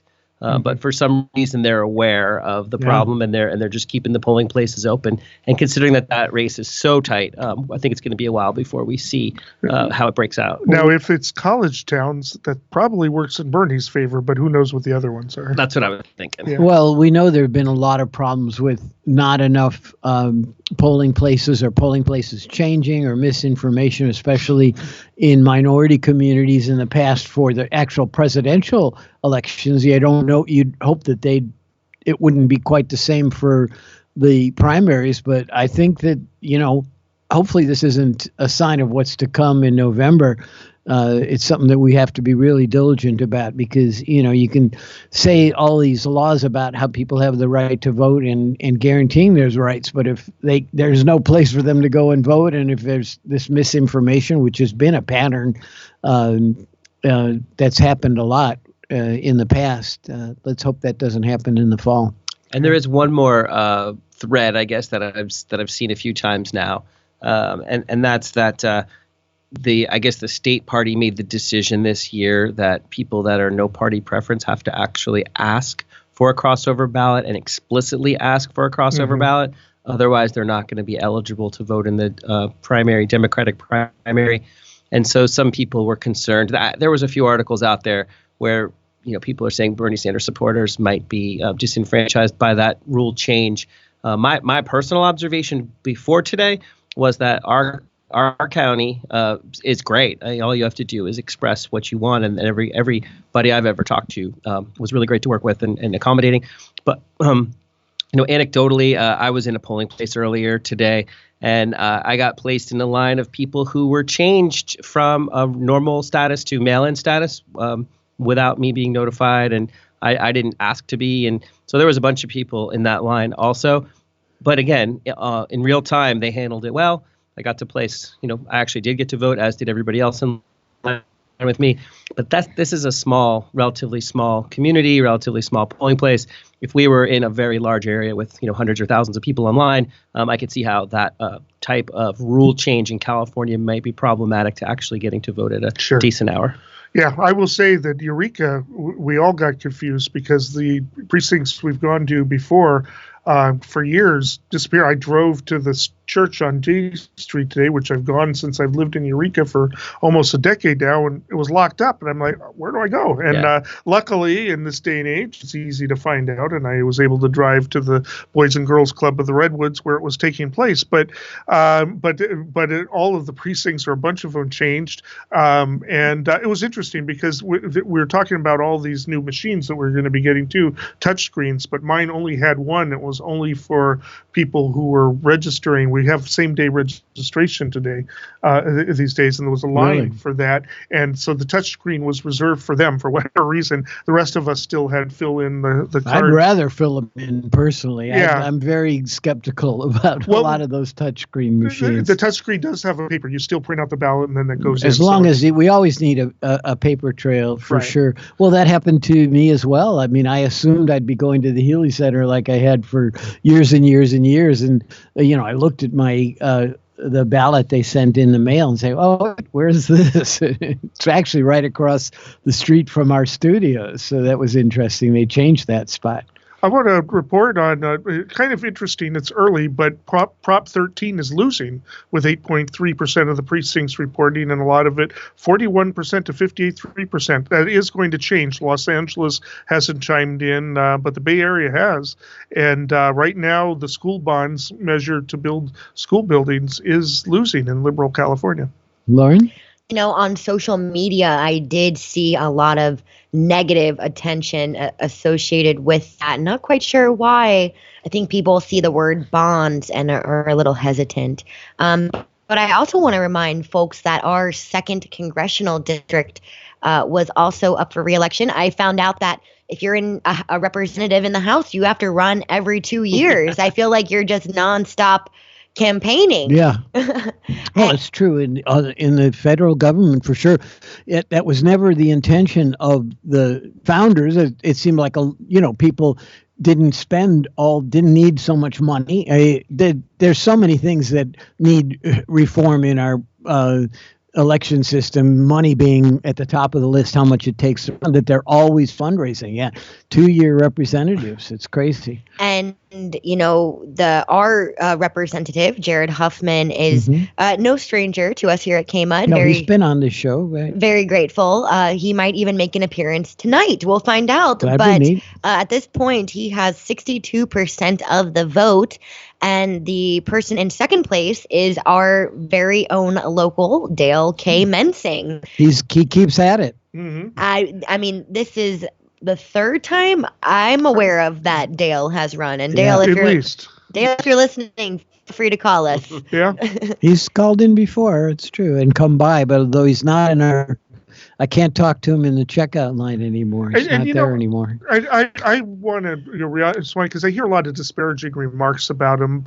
And, of course, his politics are a lot different from mine. But, he goes out there. He's putting himself out there. He's doing it. He's trying his best and doing what he was. None of the other Republicans are stepping up to run against Jared Huffman. Why not? Why not at least run so that you can have a discussion about it? Give Dale credit. There were some other people on the ballot, though. I wasn't really tuning into them. But. So that was on that ballot was Jared Huffman, Rachel Moniz, Dale K. Mensing, Charles Wally Kopuk, and Melissa Brady. Only Dale and Jared are placing above 10%, and Actually, the other three are less than that. And yeah, Dale, I mean, like we're mentioning, people, you used to be able to talk to him at the Shop Smart here in Redway. I really appreciate when, the average everyday citizen is just compelled, like I said, to participate in democracy, because without candidates, then it's not democracy. Looking at the delegate count, they kind of assign them as they feel confident that they're going to win whatever particular district or get whatever percentage of the state. Biden surpassed Sanders in the total at 343 to 290, according to this count.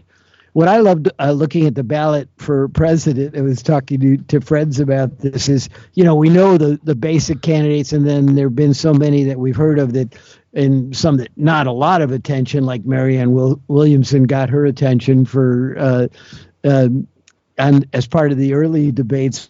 But, looking at the ballot, there's all these people I never heard of. It's kind of funny. Rocky de la Fuente III. I have no idea what his platform is, but there's just, how many? Like 19 are on the ballot? Well, what's his party? We can tell you a little bit about it doesn't say a party after it, so I don't know. Oh, interesting. I'd need the other ballot, I guess. Democrat, what is No, his? it's right here. Who ran for president? That's For right. president, It doesn't have it. For the Congress, they do provide it. Dale is the only Republican. Apparently, Jared is the only Democrat. Doesn't have to be that way under the new system of primaries. They all run, and the top two get it. They could both be from the same party. But yeah, that happened. There was a runoff, right, between two Democrats once. I remember that. Actually, Rachel Moniz looks like a Democrat. And, she is. Yeah, she's not coming up there. American Independent Party is, of course, a very conservative party. Was George Wallace's segregation party in California in the late 1960s, and never Which disbanded. party was that? The American Independent Party. I was wondering that. They're pretty much a front group for the John Birch Society these days. They're very, very conservative. Interesting group of people, but a lot of times people sign up for them thinking that they've registered as an independent, and all of a sudden they're getting this real strange right-wing mail. You got to be careful about names, that's for sure. Anyway, so Jimmy, for your and our listeners' benefit, I looked up who Rocky de la Fuente is. Yeah, yes. There you go. Born in San Diego, California. Was a Republican 2018 to present, Democrat 2016, 2017, Reform in 2016, American Delta in 2016. Isn't that a fraternity? Yeah. Supposedly in 2018 election, he was on the ballot in 9 state primaries for U.S. Senate, all of which he lost. And he was campaigning as a critic of Donald Trump's immigration policies. And now this year he's running for the Republican nomination in the 2020 presidential election, as well as running as a Republican for the U.S. House of Representatives, representing California's 21st district. Well, he's on the Democratic ballot here. Yeah, he seems to be all over the board. So maybe he's on both sides. I don't know. Yeah, he's a colorful character, a Mexican-American businessman and perennial candidate. Yeah, so for what it's worth, I didn't know that about him. Interesting. Yeah, I didn't even know you could run for all those things at the same time. So hopefully we'll get an update soon from what's happening within the county here, or get some other call-ins. I keep refreshing, but I'm not hitting. I keep refreshing for the national and Texas. Probably they're not going to have that figured out. If people are still voting, they probably won't have that figured out. The percentages haven't changed. No, they haven't. I will say that it was a good turnout today at where I voted. I went there in the morning, and then it was my son's first election ever, so he had to come in, and he had procrastinated, so he had to do the same-day registration thing, which is, I think, a real boon to democracy. And that's great that's happening. I hadn't really tuned into that. But that's good that they can do that. And so he cast his first vote. He just turned 18 in the fall, and both times I was there, it was brisk. There were people there. I've participated in elections where I've gone to that same place with 3 precincts, and you see maybe 2 or 3 people there, but for both the times I was there, it was pretty full, so pretty active. So that's a good sign, I think, for democracy and for certain causes and candidates. So Yeah. Anything else jumping out at you now? Not at this point. Slow returns are started coming in slow in California, as we kind of expected with all of the problems. We usually would have a second Humboldt County report by now, but past couple elections, it hasn't gone that way. I'm refreshing, and there's still no second election night report. We'll see. But Lauren, you have something. Yeah. Well, Del Norte has just filed their first results, if we want to share for any of our listeners in Del Norte County. So they also have supervisorial districts up.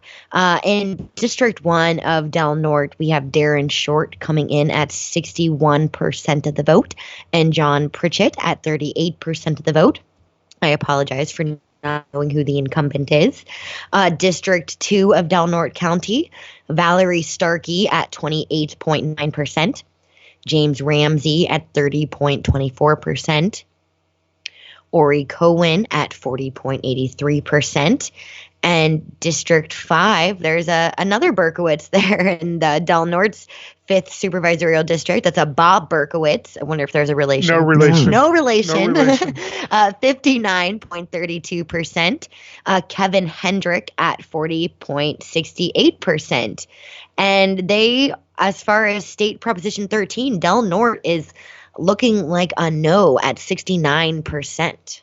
Yeah. Let's see about their presidential stuff. I'd be curious. I'm seeing that that Bernie is winning up there, but I'd be curious to see who came in second. So right now Elizabeth Warren is at basically 12% there. Bernie Sanders is at 34.85%. And Joseph R. Biden at 23.66%. How about Bloomberg? Bloomberg is at the lowest I've seen yet, 8.2%. Cool. That's pretty low. I guess he must not have done any ads up there, or they didn't go over. Oh, yes. Well, we know he did ads there because he's got national ads. Right. You can't escape him if you go on the cables. But looking at Maine, which we were looking at before, and it seemed like it was stuck, it's now up to about 91% with Biden and Bernie real close. They still say too close to call, even though it's at 91%. They're 33.8% to 32.2%. And at this point, which will probably maintain Elizabeth Warren over the threshold for some delegates and Bloomberg not over the threshold. Mm-hmm. Is it a good time at a slow period to do another of your interview things? What do you think? I don't want to give too much away, but I believe we are going to have an incumbent call us in about 3 minutes. Okay, we can.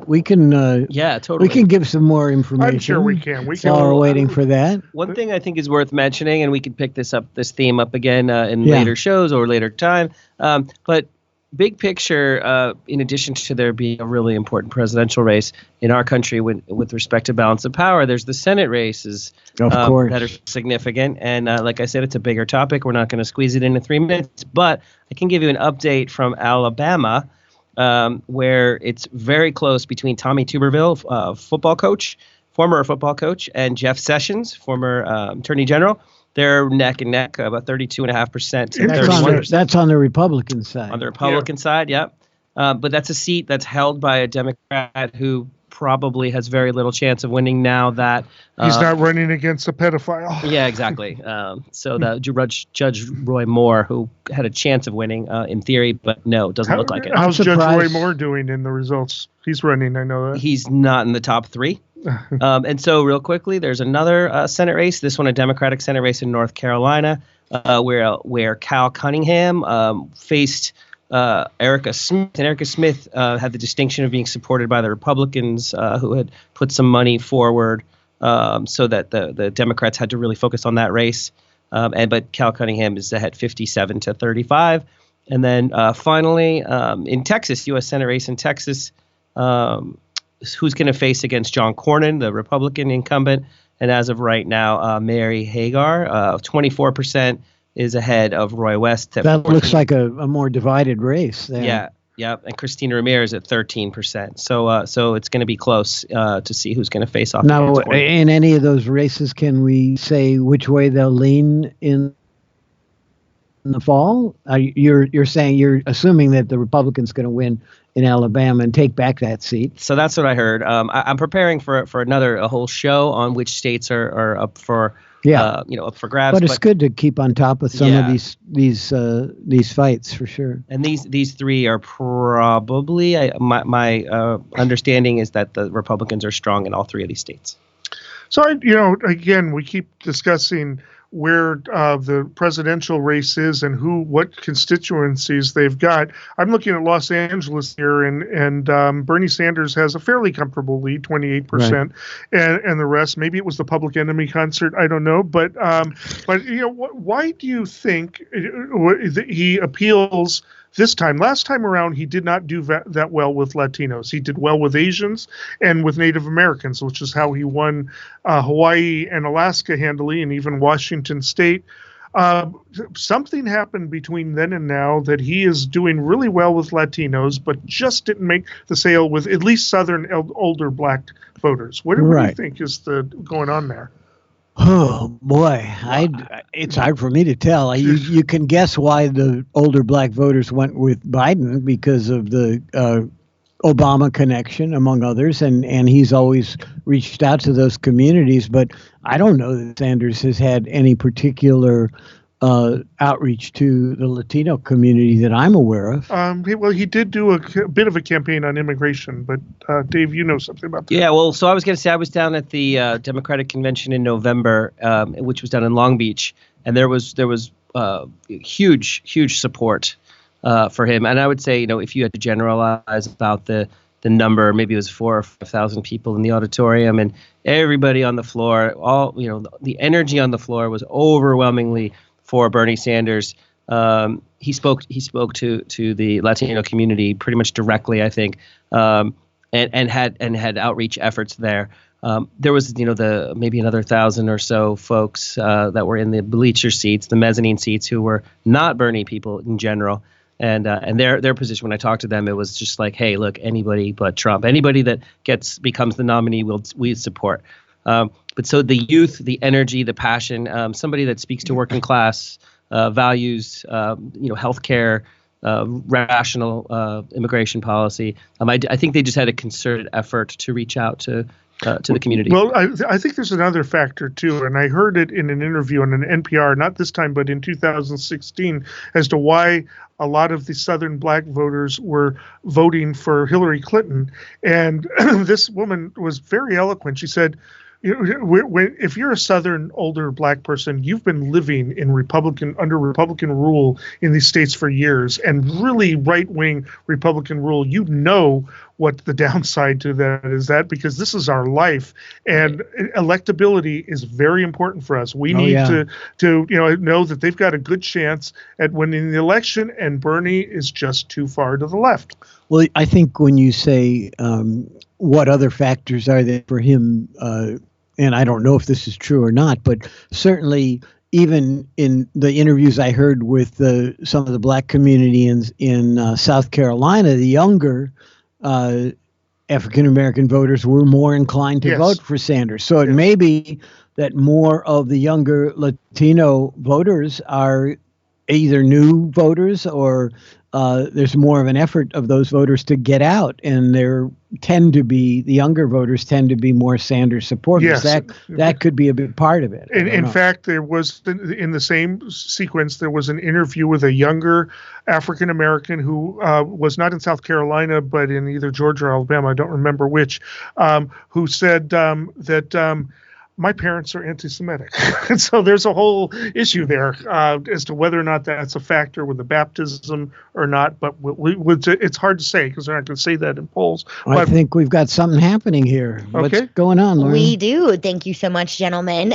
And we have our incumbent supervisor, Estelle Fennell, on the line, who has some updated news for us and is calling in to join us on our live election coverage. Supervisor Fennell, are you there?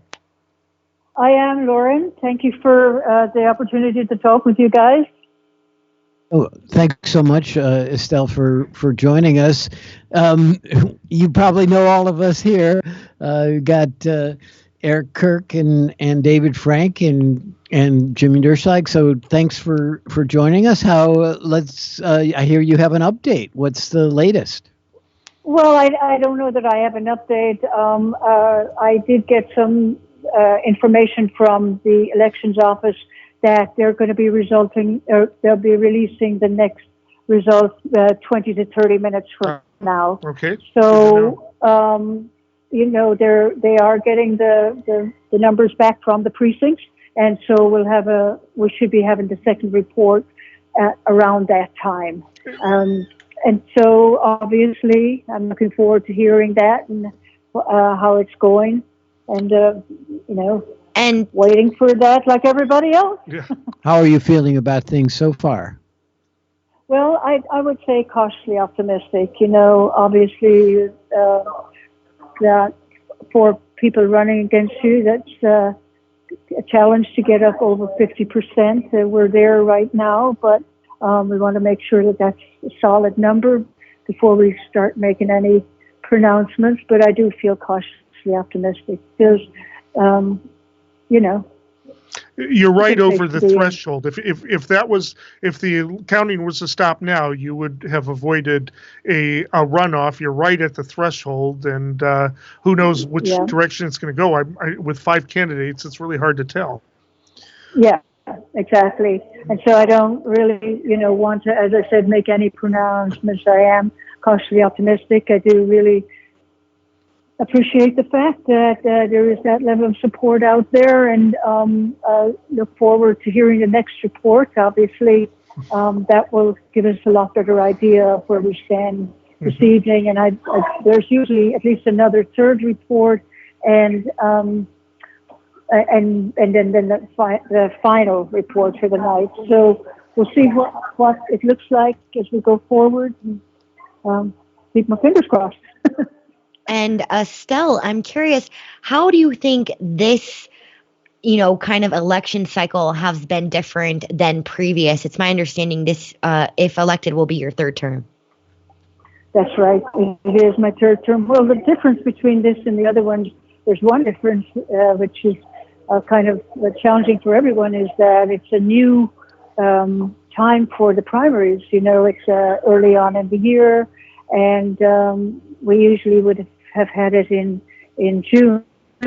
So that's one difference. As far as it being my third term, I think the reason that I'm running for a third term is to continue the work that I've been involved in, and so I'm looking to the voters to give me that chance. We were talking about this earlier, and Eric couldn't remember, and if he couldn't remember, probably no one can, when there's been a time in this supervisorial district that there have been so many candidates. So I'm sure that has been a challenge as well. But why do you think there's been this level of interest that so many people have gotten into the race? Well, first of all, there was a time when there were quite a number of candidates. I can't remember. I think it was running against Roger Rodoni. I'm not sure. There was quite a slate, and I do remember because I was right where you are at KMUD, and they could barely fit them all in the room. Of course, the studio was a little smaller. It was those little houses in Garberville, so I don't quite remember which one it was. As far as why, I think that several of my challengers were coming from the same position, which is that they were concerned about the transition in the cannabis economy, the regulations, etc. And so that's not unusual in California during this transition time. I'm sure that's the case as well. Is that, and if you are reelected, that's an issue you have been working on, and is that more of a priority for you? What do you see happening with that transition? Well, I think that we actually, hold on, because I'm waiting for inside. Okay, I've got a call coming in. Okay, so very, very quickly, what do I say? Oh, I'm already working on it, so we already are working on a type of permit that would be for small farmers that could also be acceptable to the state. That would be along the 2,000 square foot level. A lot of the concern has been that small farmers, it was just too difficult a process for them. And then I think the other part of the whole cannabis regulation and legalization is that this is a very, very big task, not just for Humboldt County, for the whole state. We're changing something that never was into something that's highly regulated in an industry. So the big picture is for this to stabilize and for people to be able to make a good living in a market that used to be against the law. And so it's my vision is that we will get there, and with the help of the county, and that's the part that I hope to play. I have been playing all along. We have Project Trellis, which takes some of the cannabis excise taxes and provides micro grants, loans. We also have the equity plan. It's $1.3 million also going out to the cannabis industry and people affected by the criminalization of cannabis in the past. And then we have a marketing program also that will hopefully help the producers here in Humboldt County to brand it. So Humboldt County is in this with the industry, and just today I had an item on the agenda where I was listening to people who were concerned about the consumer price index being added to the cannabis excise tax, and they weren't really prepared for that. So we're looking for a solution to give them a break. And, I explained to some of my colleagues who were saying, well, are we going to have every industry asking for this kind of a break? And I was like, no, this is different. This is something that didn't exist before. It's a fledgling industry, and we really have pledged ourselves to help this industry through this. So, that's the tack that I'm taking is, helping Humboldt County to help the industry. And I think it's really important to recognize that even though it has been a very difficult time for lots of people in Southern Humboldt, many of them my friends, if we keep working together, we can find solutions that will work. And I think with a solid industry out there, there'll be more opportunity for everyone. And I've always talked about having things like co-ops and that's another thing that we'll be looking at. So this is a work in progress, and I hope to continue that work. Obviously, I've been involved at the state level with the California State Association of Counties, and I'm on the California Cannabis Authority. But most of the work is happening here, but you have to make those connections to state. We're dealing a lot with state regulations, and now that this is legal on a state level, any regulations we put in place have to conform with those. We can't not do that. Thanks so much. We appreciate you telling us all about those things and for calling in. Yeah, and I'd like to add just very briefly, that I know that this is a very important issue for Southern Humboldt, but there are a lot of other issues that we're looking at right now as far as clean energy, as far as the Russian River, and how that's going to look. I'm involved in that. So there's a lot of issues that we're working on, and I know that those are just as important to Southern Humboldt. But I do think that as we move forward, if we work together, I think we can accomplish a lot. I did meet with a number of people who are in the permitting process, people who are permitted, and for one meeting. And people are leaving. I got to go, but I really want to see more of that as we go forward. And thank you so much for the opportunity. I've got to go. People are calling me out, but I'll talk with you guys again when we know more. Well, good luck in the election. Thank you so much. Appreciate it. Thank you. Best of luck. Take care. Well, that brings us to the top of the hour. It is 9:58.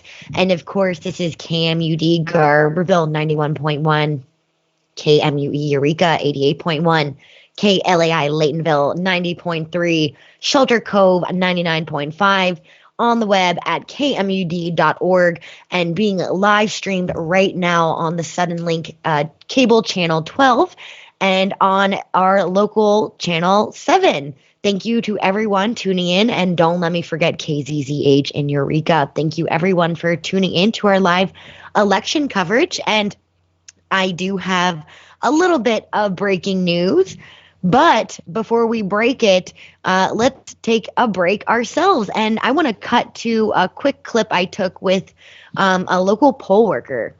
For almost 20 years, this person has been working the polls. So actually probably a little less than that, but nonetheless, over a decade, and a lot of respect to them. They're also a KMUDer. And without further ado, let's go to the Redway polls from earlier today. Yeah, hi, I'm Julia Minton. I've been a poll worker in Redway for well over 10 years, and I've been a poll worker in general for almost just about 20 years. And what are some of the voter trends we're seeing today, whether it be the category of people showing up or frequently asked questions or problems that have been arising?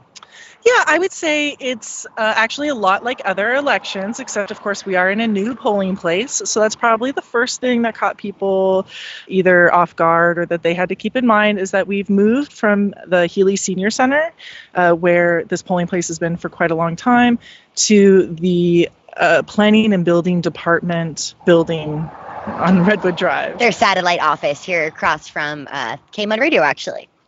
Yeah, exactly. So it was a bit of a change up last night. You know, we started setting up the precinct, and we had never done it before, so we kind of had to reinvent the wheel.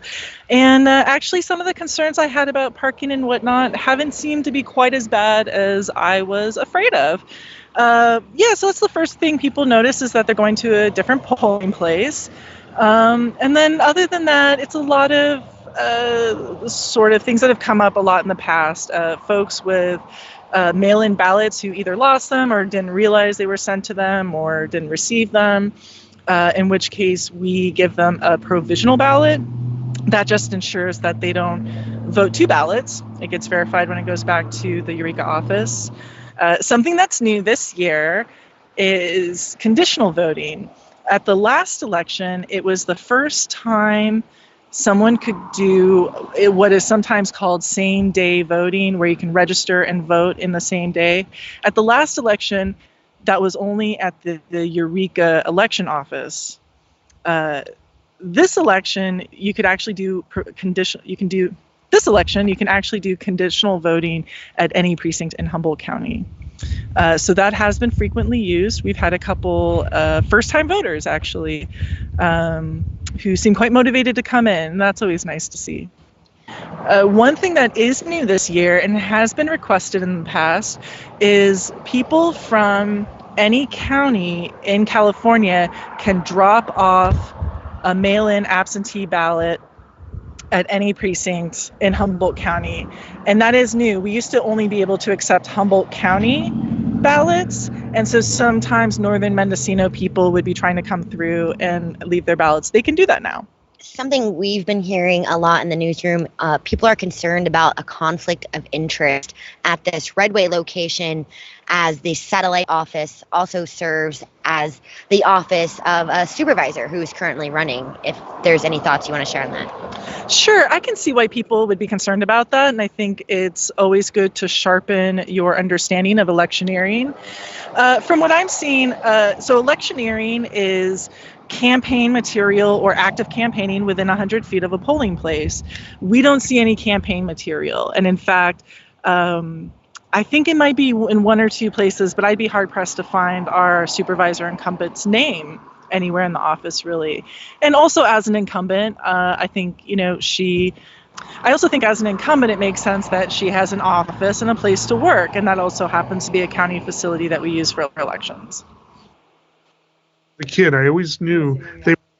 All right, we are back with the live election coverage here on KMUD Radio. And as I mentioned, there is a little bit of breaking news. We just have some updates from the Redway polling location. Right now, we have about 207 people came out to vote in Redway. For president, 16 of them voted Elizabeth Warren. 122 of them voted for Bernie Sanders, and 27 for Joseph Biden, and 2 for Tulsi Gabbard.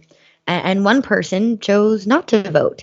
So a big pull for Bernie in the Redway voting district. Also, as for the Republican vote for president, we have 12 votes for Donald Trump, 1 vote for Bill Weld, 2 votes for Joe Walsh, and 0 in the Redway district for the other candidates. There were some people in the American Independent that did score some votes in Redway. 1 for Rocky De La Fuente, 2 write-ins. I'd be curious to know what they were. And also we had 2 votes for the Green Party, 1 vote for Dennis Lambert, and another write-in. As for the 2nd District Supervisor here in Redway, the numbers are 5 votes for Rick French, 81 votes for Supervisor Estelle Fennell, 20 votes for Sean DeVries, 36 votes for Michael McCaskill, 55 votes for Michelle Bushnell, and they have State Assembly District 2 incumbent Jim Wood scoring 163 votes. Charlotte Silvos at 28 votes. For the 2nd District U.S. Representatives, Jared Huffman succeeding to get 133 votes. Dale Mensing at 38, Melissa Bradley at 15, and everyone else just under 10. Proposition 13 is coming in strong in the Redway polling district with 102 yes votes and 93 no votes.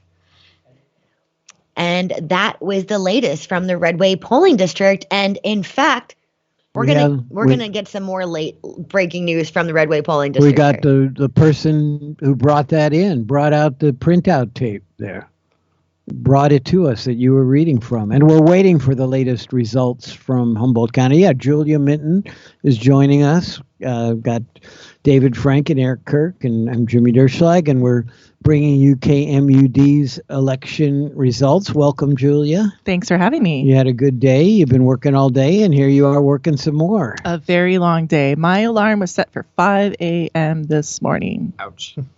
Yeah, so forgive me if I'm not entirely articulate or know my words. That's all right. We probably have a presidential candidate who will be challenged that way too. So we should be used to that. So we just wrapped up at the Redway precinct. We closed at 8 p.m. and it took us until 10 p.m. to get all the paperwork sorted out. It takes a little bit longer in Redway because we have a significant portion of mail-in ballots as well as conditional and provisional. If I remember off the top of my head, I think 190 people dropped off their vote by mail ballot in Redway. And do you count those there, or you just have to bundle them for the county? We bundle them and take them to the county because the idea there is that they verify that the person didn't vote anywhere else. Mm-hmm. And then it gets counted. They get counted pretty quickly. And you also have people who are signing up for provisional ballots and things like that? Yeah, so provisional is very common in my experience here in Southern Humboldt. The most common reason for a provisional ballot is someone who received a vote by mail ballot, or maybe they didn't receive it, but they are registered for a vote by mail ballot for some reason, and then they don't have it. Either they forgot it, they never had it, they lost it, etc. And so when you're issued a vote by mail ballot, that's a real, honest to God, legitimate ballot. If you cannot surrender that ballot to a polling place, we have to do a provisional in order to ensure that you don't vote twice. So that's why it's a really common thing, especially here in Southern Humboldt. We have a lot of mail-in only precincts, including Whitethorn West to Shelter Cove, and some parts of the east part of the county and whatnot. What was new there's a lot of stuff new this year. One thing that was really interesting is anyone with a California ballot from any county could drop their ballot off in Humboldt County at any precinct, and that is new. And so we used to have here in Redway a few issues with say someone coming in from Whale Gulch, which is North Mendocino, and wanting to drop off their ballot, and we would be able to accept it because we didn't, however that works, we didn't have an agreement to send the Mendocino back, so their best bet was to put it in the mail or to drive to Laytonville. This is a really good option for those people, or maybe someone who's out of town. It's best to bring it into the polling place the day of instead of taking it to the post office. So I wanted to ask you, when do those provisional ballots get counted that you described? I can't say because my job is officially over as of now. But basically my understanding of how the county does it, and it's, I think, logical how anyone would do it, is you start with the easy stuff. The stuff that went through the scanner where there's no problem. And then I imagine next would be like vote by mail. And then you start kind of getting into the more difficult things that require more verification, like provisional. And then this year we had conditional voting, which was really amazing. We could do, at the last election, it was the first time in Humboldt County you could do what some people call same day voting, but it could only take place in Eureka. Oh. Yeah. So at any of the precincts, right? So this time is the first time someone can do same day registration and voting in any precinct in Humboldt County. And I'll tell you, I have to say it really tickled me. I didn't keep a good tabs, but I want to say we had probably half a dozen people register and vote for the very first time. Oh, wow. That is, well, my son did today as well. He made use of that. It was great. That was. Yeah, and even one person that I would say that is the type of voting that requires the most paperwork, and most of those people had absolutely no problem with it. They were so stoked to have the option. So I think that's really exciting, and most of all, it's just really nice to see people so excited about voting. Yeah, so that must have been nice to be able to provide that service. Yeah, absolutely. It's, poll workers are just your neighbors or just volunteers. We get a very small stipend that is well below minimum wage. And, we only do this maybe once a year, maybe in this case twice a year or once every couple of years. So we do our best, and we really appreciate folks being patient with us when we have to figure some stuff out. I did have to call the elections office once or twice today to get the scoop on exactly how to handle something.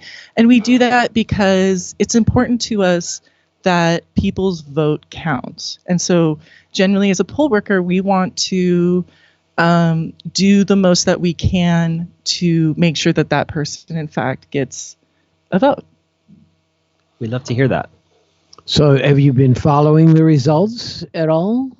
I have to say, I'm going to throw a little monkey wrench in your guys' bicycle over here. One of the things I love about Election Day is I don't hear any of it. In fact, I'm going to go home here shortly. I'm going to try and go to sleep, and I'm not going to check in until tomorrow morning. But thank you guys for what you do. Oh, we love it. So that you can, I inflict too much of this on my wife as far as the cable networks and watching all the results, and it's too much for me. It's too much for anybody actually, but all of the noise that goes around looking at all of the different whether it's the horse race or just all of the different subjects that they talk about. But Well, I can usually count on Eric to give updates. He's pretty on top of it for the most part. So. Eric is not only on top of it, he's the analyst par excellence. I'm a geek. What can I say? I just want to really kind of encourage people about the ritual of voting. I think is really important, and I think folks bringing in their vote by mail ballots is symbolic, or is it demonstrates that people want to come in. They want to experience the polling place. They want a sticker. And there's a sort of, as a mostly atheist person, there's a sanctuary to the polling place. And it's what I also tell people is voting is literally the least you can do, because there's a lot more that can be done from there. But I'm going to sleep first, and then we'll pick that up tomorrow. The revolution, that is. Well, you missed me saying earlier that citizenship is not just showing up on election day, but like you said, it's minimally necessary. Yeah, totally. And hopefully people can do at least that. Right. We may say it's minimal, but there's still a large portion of the public that do not vote. Yeah, and that's a choice people can make. I hope they're doing other things to participate in democracy, but it is one thing that you can do. And the other thing, I don't personally, my personal opinion, I don't feel is said often enough, is that a ballot is not a test. You don't have to vote everything on the ballot. If you don't know about something and you're not sure how to vote, you can leave it blank. And I think I know I was trained in school that if you don't know the answer to a question, you pick C.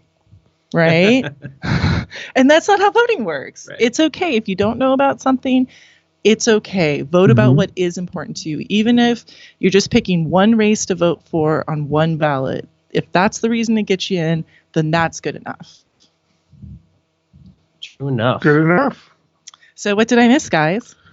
Oh, you want to update us? Well, you're looking at Texas again. We've still got a lot of counties that haven't come in. And this is the time of night when I try to do the impossible thing of going county by county in Texas, because it's so close, of seeing who's got the most votes where. For instance, Bernie is winning in Austin, so how many votes are left to be counted there? He's losing in Houston, how many are left to count there? He's winning in San Antonio, almost no votes have been counted there, so that's hopeful. A lot of, some of the counties have come in along the border there, but not 100%, like 12.5% in the rest. So, and that is of course Latino areas, the whole border region. Very close. He's doing well there. I think El Paso's over here, right? And barely anything's been counting there. He's doing well there. So, where's it going to go? But Houston, of course, is the most populous city, and that one Biden is winning in, and there's still quite a few votes to be counted there. So I'm driving myself nuts with my geekdom on this. I can't tell. That's what we expect. It's an election. That's why we like having you around, Eric. This latest one, I see about 2% difference between Biden and Sanders. Yes. With what is that? Still too close to call, but 73% they're saying in. Well, I know Austin was going to take a while. Maybe they actually did funnel all those people through there, but that was amazing to see the line. They still have quite a few votes to go there. Austin spans 3 counties, actually extends into 2 other counties, and I think the line went through all 3 of those counties. It did. The other that's too close to call is Maine. We're still waiting on that. Real close, less than a percentage point. Biden slightly ahead. Although 91% in. So. But to update everybody out there in Radio Land, Biden obviously won in the South, just like he did in South Carolina. 2/3 of the Southern black vote, real hard to win anything there. He blew everybody out of the water in Virginia, Alabama, and North Carolina and Arkansas. He also managed to win in Massachusetts, and it appears that when Mayor Pete and Klobuchar dropped out, pretty much all of their voters went to Biden. It seems like Elizabeth Warren came in 3rd in her own state. It seems hard to imagine that she's got a justification to continue her race much longer. On the other hand, she did raise about $30 million in February, so she's got money to chug along. She is coming in 2nd in some places, and she is going to. But she's not going to get a lot of delegates. Not a lot, but she is getting. Clear. She does qualify. She is reaching that 15% threshold in a number of states and getting them. Bloomberg Bloomberg is second in a couple of places. As you head west and out of the south and out of the east, it's been all Bernie. He won in Colorado, hands down. They called it the minute the polls closed there. He won in Utah really well, and Bloomberg, I think, came second in those. Lost in Minnesota because Klobuchar's votes went to Biden, but it was pretty close there. But seems to be winning the western states. Any state with a significant Latino population, he seems to be winning handily. And of course, when you get into the rural states like that, it's all the Democratic Party is made up essentially of Latinos and white hippies, and that's a pretty good Bernie combination demographic. So like I said, it wasn't the blowout win. It wasn't a big win that Bernie did. In fact, he's projected to receive fewer delegates, but he's won big in California. We don't know how much, but he will probably take more than half of the delegates in California. I can say in Southern Humboldt, it was apparent. I mean, we felt. Without people getting into electioneering and whatnot, there was definitely a passion for Bernie. People are feeling the burn. But when we printed the tape, which I believe Lauren read earlier, it became overwhelmingly apparent that Soham voted Bernie. Yeah. Well, and that's the California congressional district map. Blue is Bernie. So he's doing really well. He just took Santa Barbara, the district that has Santa Barbara. He'd been behind Bloomberg for a while, and then Biden took it, and now he's just taken it over. Ventura seems to be the only county voting or district voting for Biden, and a couple of Bay Area counties going for Bloomberg. Of course, I heard the mayor of San Francisco endorsed Bloomberg. Who did, yes. And Napa voted for Bloomberg. Well, you see that kind of. Yeah. But San Francisco is just, I'm sorry, but they've tilted the scale. They're on the other side now. Yeah. But anyways, big win. And much needed for Bernie in California. He needed a big result here, and it looks like he's gotten it with well out in front of any of the other. I think Lauren's got something for us. Okay. We're waiting for some updates locally. Are we any closer to that, Lauren? Yeah, we are. In fact, an incumbent is about to get on the air with us in the next 2 minutes. I just want to give you a quick warning, but Del Norte has completed, or I shouldn't say completed, but has published their final results for this evening, and Bernie Sanders took Del Norte County at 36%. Joe Biden behind him at 24%, followed by Elizabeth Warren at 11%. That's Del Norte County official, and I will be right back, and we'll speak to Supervisor Rex Bones. So hang on. Okay, that's great. We're still waiting for him for a couple. Oh, you're going to call him now, so he'll be on very shortly. I have an interesting little tidbit for you. Something that was really hot this election was the nonpartisan people who are registered without a party, which just for clarification's sake is different than the American Independent Party, which is in fact a party, and a number of people accidentally registered. We talked about them earlier. But the nonpartisans, the nonpartisan primary rules, to the best of my memory, seem to change every primary. So it's really hard to keep track of. The interesting thing about a nonpartisan, somebody who's registered as nonpartisan, is most of the time you should be able to choose the ballot you want to vote. Right. Well, here's an interesting twist. The state political party can choose if they want to let nonpartisan people choose their ballot. So in this election, when nonpartisan people came in and they could get a nonpartisan ballot, which did not have any presidential candidates, or they could choose a Democratic, a Libertarian, or an American Independent. The Republican Party did not allow nonpartisan people to choose a Republican ballot. Interesting. I think we have Rex Bone on the air. We will in just one moment. Yeah, right now we've been interviewing different candidates and incumbents in supervisorial districts. And right now we have the pleasure of incumbent Supervisor Rex Bone joining us. Are you with us, Rex? I am. How are you doing? I think so. You are here. How are you doing this fine evening?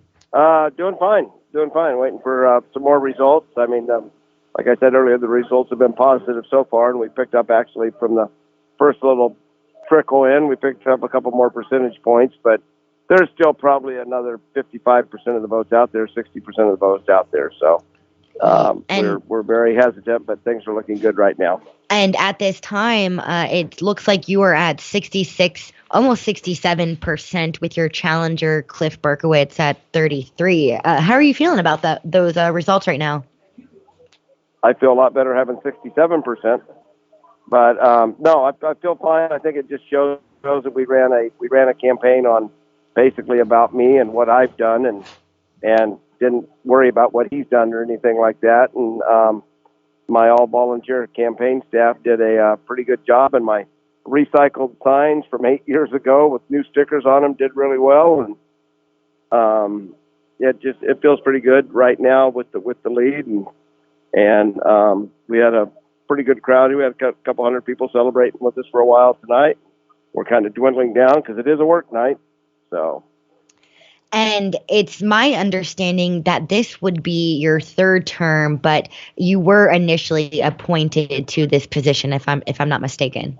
Yeah, there's a short term in there, so it's actually my fourth term if you count the short term. If you count it, I've been sworn in 4 times if I win and get sworn in again. But I'll be going into my third full term. Yes. And something we asked Supervisor Stell Fennell earlier was, how do you think this one is particularly different than the other ones you've had in the past? Oh, I think the first one was I had 2 people in the race, and it ran along partisan lines again. They played the partisan card. And I like to react. This is a nonpartisan race, and that's how you get things done, is reaching across the aisle. And since I'm a independent or declined to state, I'm not sure which one. I don't think it makes a difference. I think what we have to do is, if we're going to get anything done, we have to do it together. I don't think anybody's got enough juice to do it with one political party or the other. So I think all of us working together for the betterment of our county is a lot more positive. Well, Rex, this is Eric, and I know you don't want to be cocky, but I'm calling it. I think that the difference between you and Cliff at this point is too big to overcome, even with the way things sometimes move after the initial. Hey, Eric, I don't agree with you very often, but I think I will this time. I'm just kidding. Yeah, I mean it's too big. I usually say that certain candidates, if they come within 10%, and if they're labeled progressive, they climb a little bit. He'll climb a little bit. He might get up to 40%, maybe a little bit above that, but I don't see much higher than that. So I think I'm not sure what progressive all comes with that and everything else, but I think it's just the idea of working with everybody in the county, and I've got a pretty historical track record from I've been 16 years old of doing stuff in the county for the county, and being almost a lifelong resident of the first district kind of helps a little bit too. So, and I'll tell you, I've seen 2 yards that have both your sign and a Bernie sign. So go figure. I was told by a very, very good friend that we all know, and I'll let her stay silent, that she said she called me and she predicted I'd win because she went to dinner with somebody that said they voted for Elizabeth Warren and me. Yeah. So there you go. I look forward to completing some of the stuff we have going on, and taking the challenges that we have, and taking the high road again, and working extra hard for the people that didn't support me, because that's the way I want them to know they can call me first thing tomorrow morning if they need something, because the elections today, moving forward from Humboldt County, starts tomorrow again. So we were talking to Supervisor Fennell earlier, and of course a big topic that's of importance to us in Southern Humboldt, the whole issue, and it's countywide, obviously, not just here, of the cannabis regulations moving forward. And she was saying how she wants to find a way for the smaller operations to be able to have a more expedited process, given the fact that the state creates issues that have to be dealt with. And is that something that you're going to be looking at or want to be working on as you move forward? I think I had pretty good support. Petrolia honeydew, along all those lines. And it's the old famous line, how big is a big grow? And it usually a big grow is anybody that's bigger than my grow. So, is what they said. So I think, 2,500 feet, 2,500 square feet and above, we still have to deal with the water board and fish and wildlife. And the onerous process we put them through, once they're through the process, they're going to get their permit out of the state because we've met the water and fish and game requirements. A lot of counties are giving them a permit and telling them to go get the other part of it. So that's why we're leading the state in permits. That's why we're leading the state in small permits. And we're also leading the state in square footage because it may be onerous. And I agree, it is a little bit onerous because at the end of the day, it's a plant. And so I think we need to work. I think we need to work with those guys. I think we need to, figure it out. I think somebody said the other day, somebody could have a 200 square feet if they're on an acre and 400 square feet if they were on 5 acres. And then that would be considered a small grow and be an over-the-counter permit. And some of these things make sense. Some of these things you have to run by your planning and building department. The nice thing about it, we have a planning and building department that's pretty fluid and willing to move and help and is pretty nimble. So I think, we've tried to work with them on the taxes when we changed the tax rate, so we moved it into arrears. So they got a little bit of time on that. So we want them to be successful. So if they're successful, we're all successful. And we are ground zero on we do have a brand and we can take advantage of that with appellations. So I think, we really need to get this out of the office and get them out working where they need to be. And in the meantime, if we take some of the onerous issues they feel are onerous, that will get them out of the black market too, which can create the environmental damages we don't want to happen. So I think Estelle and I think the whole board would like to see something, but we can't change state law. We still have the cheapest tax, X amount, but the square footage tax is still the cheapest tax in the state, I believe. And Rex, really quickly, if reelected, do you think there's another term in the future after this, or would this be your last? No, I would never say no. I've been told never to say no, but I had my 3 grandkids with me most of the night, and they're 5, 3, and 1. So at the end of this one, they're going to be 9, 7, and 5. And I don't know if anybody's caught the drift, but I kind of like Little League baseball, and I kind of like coaching, and I don't think anything's better than probably coaching your grandkids. So I'd have to weigh everything, and I'll have had my shift in pretty good. So I would say that there is a chance. I mean, it all depends how I feel. I mean, I'm going to get up and go to the gym at 5:30 tomorrow morning and just see how I feel after that. But no, I'm going to we'll just see how I feel. You never say never, because we may hit the mother load on one of those ventures that are going on and that need to be steered through the process and might help our county as a whole. So never say never, but I think I'm going to relish on what we're going through tonight. Hopefully we'll get another report here pretty soon so I can kind of sleep with both eyes shut and not have to worry about it. And again, I applaud my opponent for stepping in and stepping up. It's just I've done the job for 8 years, and I do it 7 days a week. So I'm pretty noted about long hours and not bothering me too much, and I really do love Humboldt. So I love serving the people of Humboldt. And before we let you go, Supervisor Bone, speaking of your opponent, during this whole campaigning process, there were, people making remarks about a potential off-colored joke you made and people were stating that's why they were going to be voting for Berkowitz. However, just last minute, just days before Election Day, the opponent made a very off-colored remark himself. Do you think that cost him a lot of the votes? I would hope not, because I think he's a good man. I don't know him very well. I've never had any dealings with him. But I think he's a good man. I think he was trying to get his point across, and I think it was a very bad choice of words, and it's probably one of the most hurtful words you can use. And so I think that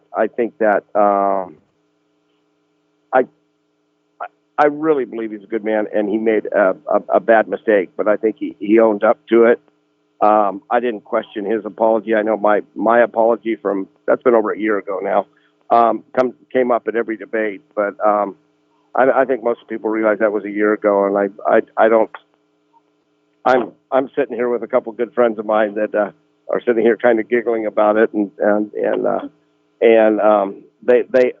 have the right to giggle because they're both Hispanic, so they're the two people sitting at my table. So they let me know the next day that I was all good with my joke that I told the one person, and so I know I'm not, and I don't think Cliff is either, and that's why I said in the paper that I gave him encouragement and thought he should move forward, and I was hoping the voting public would just on the merits of the race. I don't think I don't think anything can be chosen for one word, because I think I don't think we should judge him on that, because I think he's too good a man. He had a business here. He's worked hard. He's had a family here. So I think he got a pass from me on it, because I never mentioned it once, and afterwards never came up, never did anything else. The only time I talked about it was when the Times Standard asked me, and I gave him words of encouragement. So absolutely. And Rex, covering this whole election process, I feel like I've seen, your stance on environment and climate change, and you've even credited certain folks out in the Mattole. What has that process been like for you? Well, people joke that I'm not the redneck conservative everybody says I am, but I sat here, like I said, I sat here all night with my 3 grandsons. I have to leave them something. That's my legacy, is leaving them, their friends, the kids they're going to go to school with, and give them the same opportunities I had growing up here. That's riding my bike through Sequoia Park, going out swimming at Freshwater Park, not necessarily riding their bike out there every day like I did. But I mean, there's things in my history that I think we can pass down to our kids and our grandkids, and I'm hopefully they're able to do that. And I think we owe it to them, and I think if we get that far, it's even better. So. Well, thank you so much. I just want to thank you again for always taking the time tonight and always to speak with us here at KMUD. We greatly appreciate it. Well, and if I keep doing this on the climate change in 4 years, Eric might even support me, huh, Eric?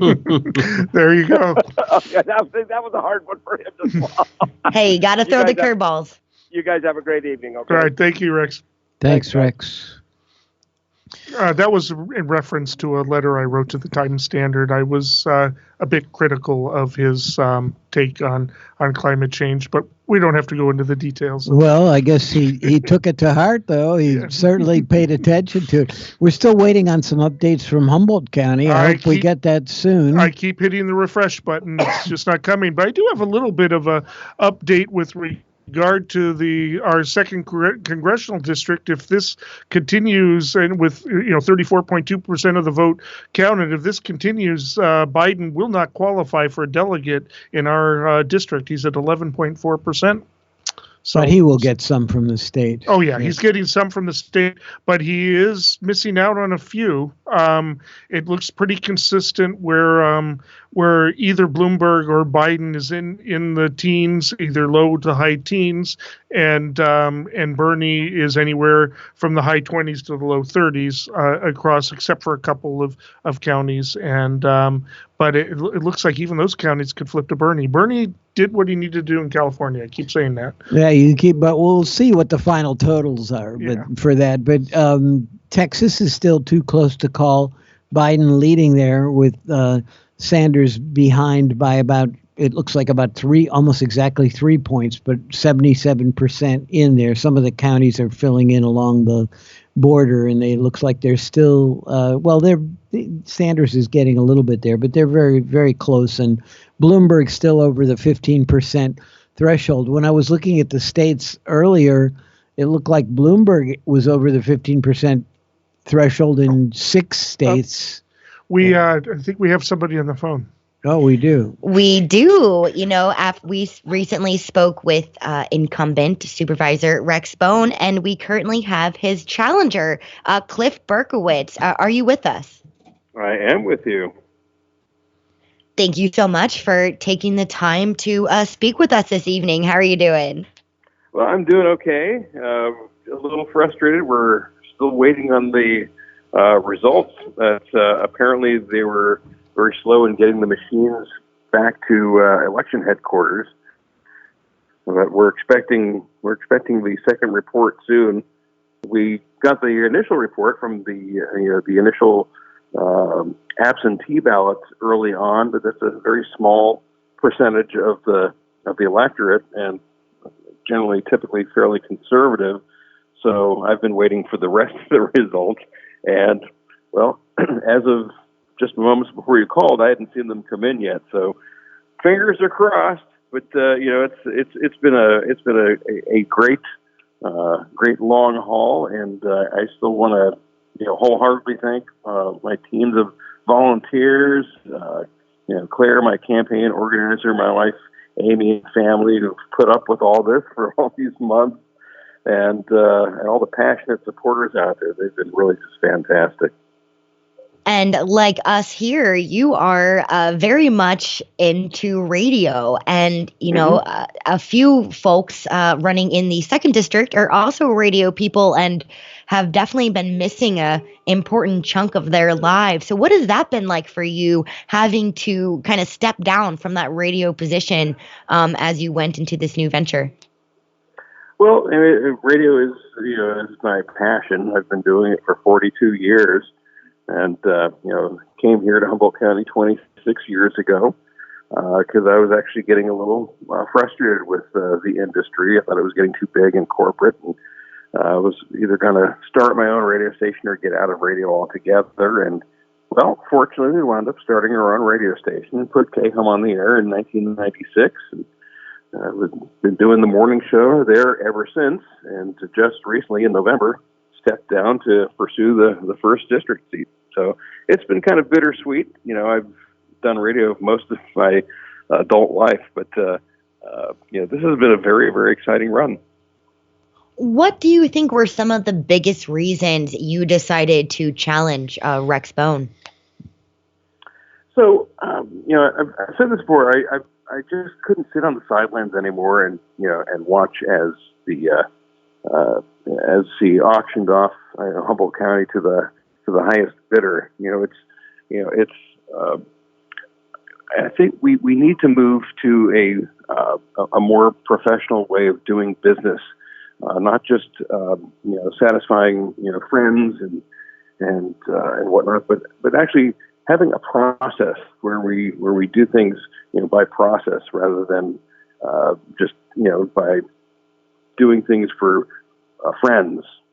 So the things like the road maintenance issues that I've been talking about throughout the campaign, we've been dealing with that in crisis mode rather than actually planning for a maintenance program where we can keep the roads in good shape rather than just patching potholes. And we really need a sustainable green energy policy, and not just grasping at the first big money thing that comes along like Terrigen, which would have been an ecological disaster and a cultural disaster as well for the Wiyot tribe. So we need to look at these things holistically, and I thought I could do that. I still do.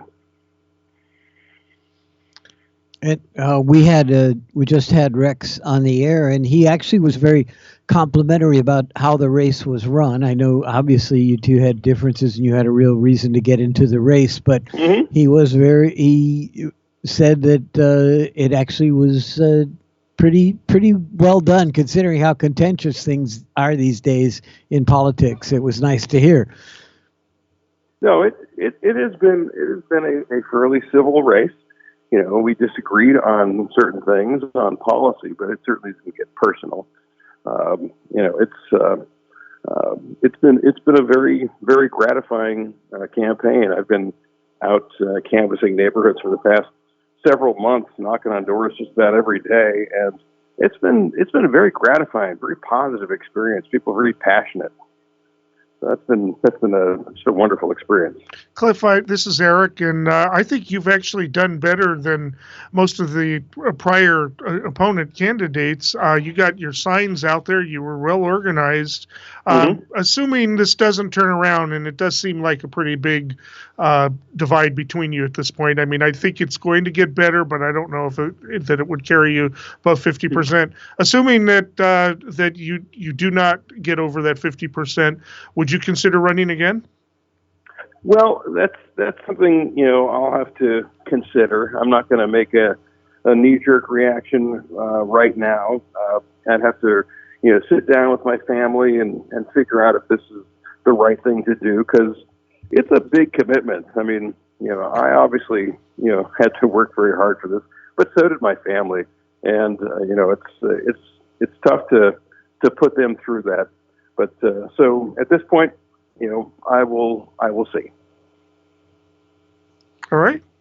Thanks so much for giving your time and calling in. Yeah, and it's really important because, it's going to be hard if you lose, but it's really important that incumbents face challenges because, they need to, otherwise they'll get the feeling like they don't have to be responsive. And so you're doing a service by running no matter what.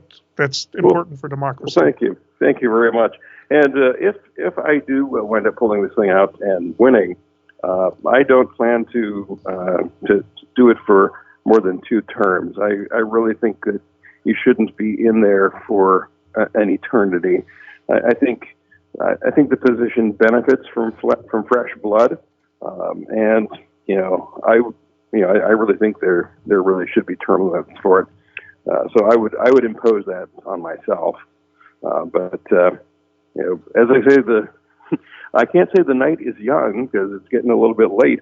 But we're still waiting for that second for the actual ballots to come in. Right, for the precinct ballots to come in. We have 0 so far. So 0, I know. Yeah. All we have is the early mail-in ballots. Kind of a surprise. We were expecting them a while back, so we'll see what happens. Yeah, as I said, from what I understand, there was just some kind of slow up getting the machines into election headquarters. But from what I understand, the first ones are there. We're just waiting for the actual results to get tallied. The refresh button is being hit. Yeah, I remain hopeful. My most of the folks from my volunteer party have gone home and gone to bed, but we're still here with friends and families, just hanging out and waiting for those results to come in.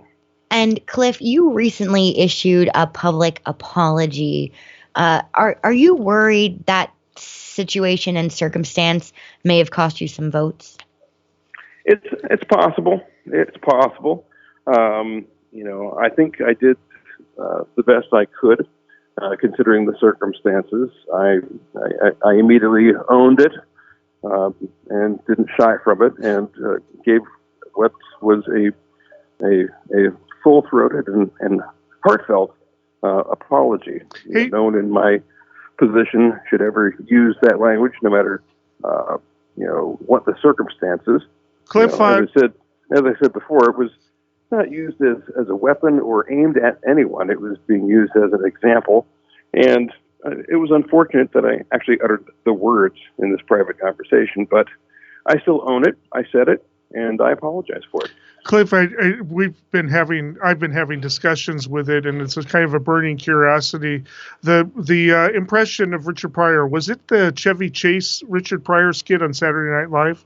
Yeah. So first off, let me. I mean, that was an anti-racist skit. It as an impression or impersonation. It was not. I uttered the word of Richard Pryor's 3rd album. Oh, okay. Yeah. I see. I just quoted the name of the album. There was no impersonation. Okay. All right. Well, that's a little bit different from what the Times Standard said. Yeah, I take issue with that. Yeah. Okay. Well, that actually does shed some light. I was convinced it was. I mean, there's a very famous skit involving Chevy Chase in a job interview, and I was certain it must have been that. And you got carried away and did it, because somebody else I know got carried away doing the same thing. So anyway, and and there were different rules then in the 1970s about using words in comedy and stuff than there are now, and it's hard. Yeah. Well, but anyway, we are just still waiting here on bated breath, waiting for those results to come in. We're on their website right now, constantly hitting refresh. We're not seeing anything new coming in. Can you tell us a little bit about how you ran the campaign? I know you walked all over Cutton and in southern Eureka. Did you go to other communities walking those neighborhoods as well? Oh yes, absolutely. Yeah, I walked all throughout Humboldt Hill and of course Lolita and Ferndale. I spent time in Petrolia. Elk River. Lots of different places. It's a very, very large community. Yeah, I mean, it stretches all the way down to the hills, and in that it must be a tough district to kind of run in, as opposed to like a couple of the other districts. You don't have to drive more than a couple miles, and you're outside of it. Right. Yeah. This you can drive for several hours and still be in the first district. It also includes Scotia now as well. So we did some canvassing in Scotia as well. Yeah. Oh, that's right. Yeah, that because of the census. I wonder how it's all going to change with the next census. Yeah, it always migrates a little bit. Well, thank you very much for running, though. You did the community a service. Well, thank you so much. Yeah. Thank you so much, Cliff, for always making yourself available to us here at KMUD, and best of luck to you as the night moves forward. And now you can go back on the air, depending on the results, I guess. Yeah, well, we'll see how all that goes. As I said, right now everything's kind of in flux. We'll see what happens and make decisions as the results come in throughout the night. Wonderful. Well, thanks again so much for speaking with us here at KMUD, and we will, I'm sure, be in touch as we see what is to take place. Thank you much. Thank you. Have a wonderful evening. Good night.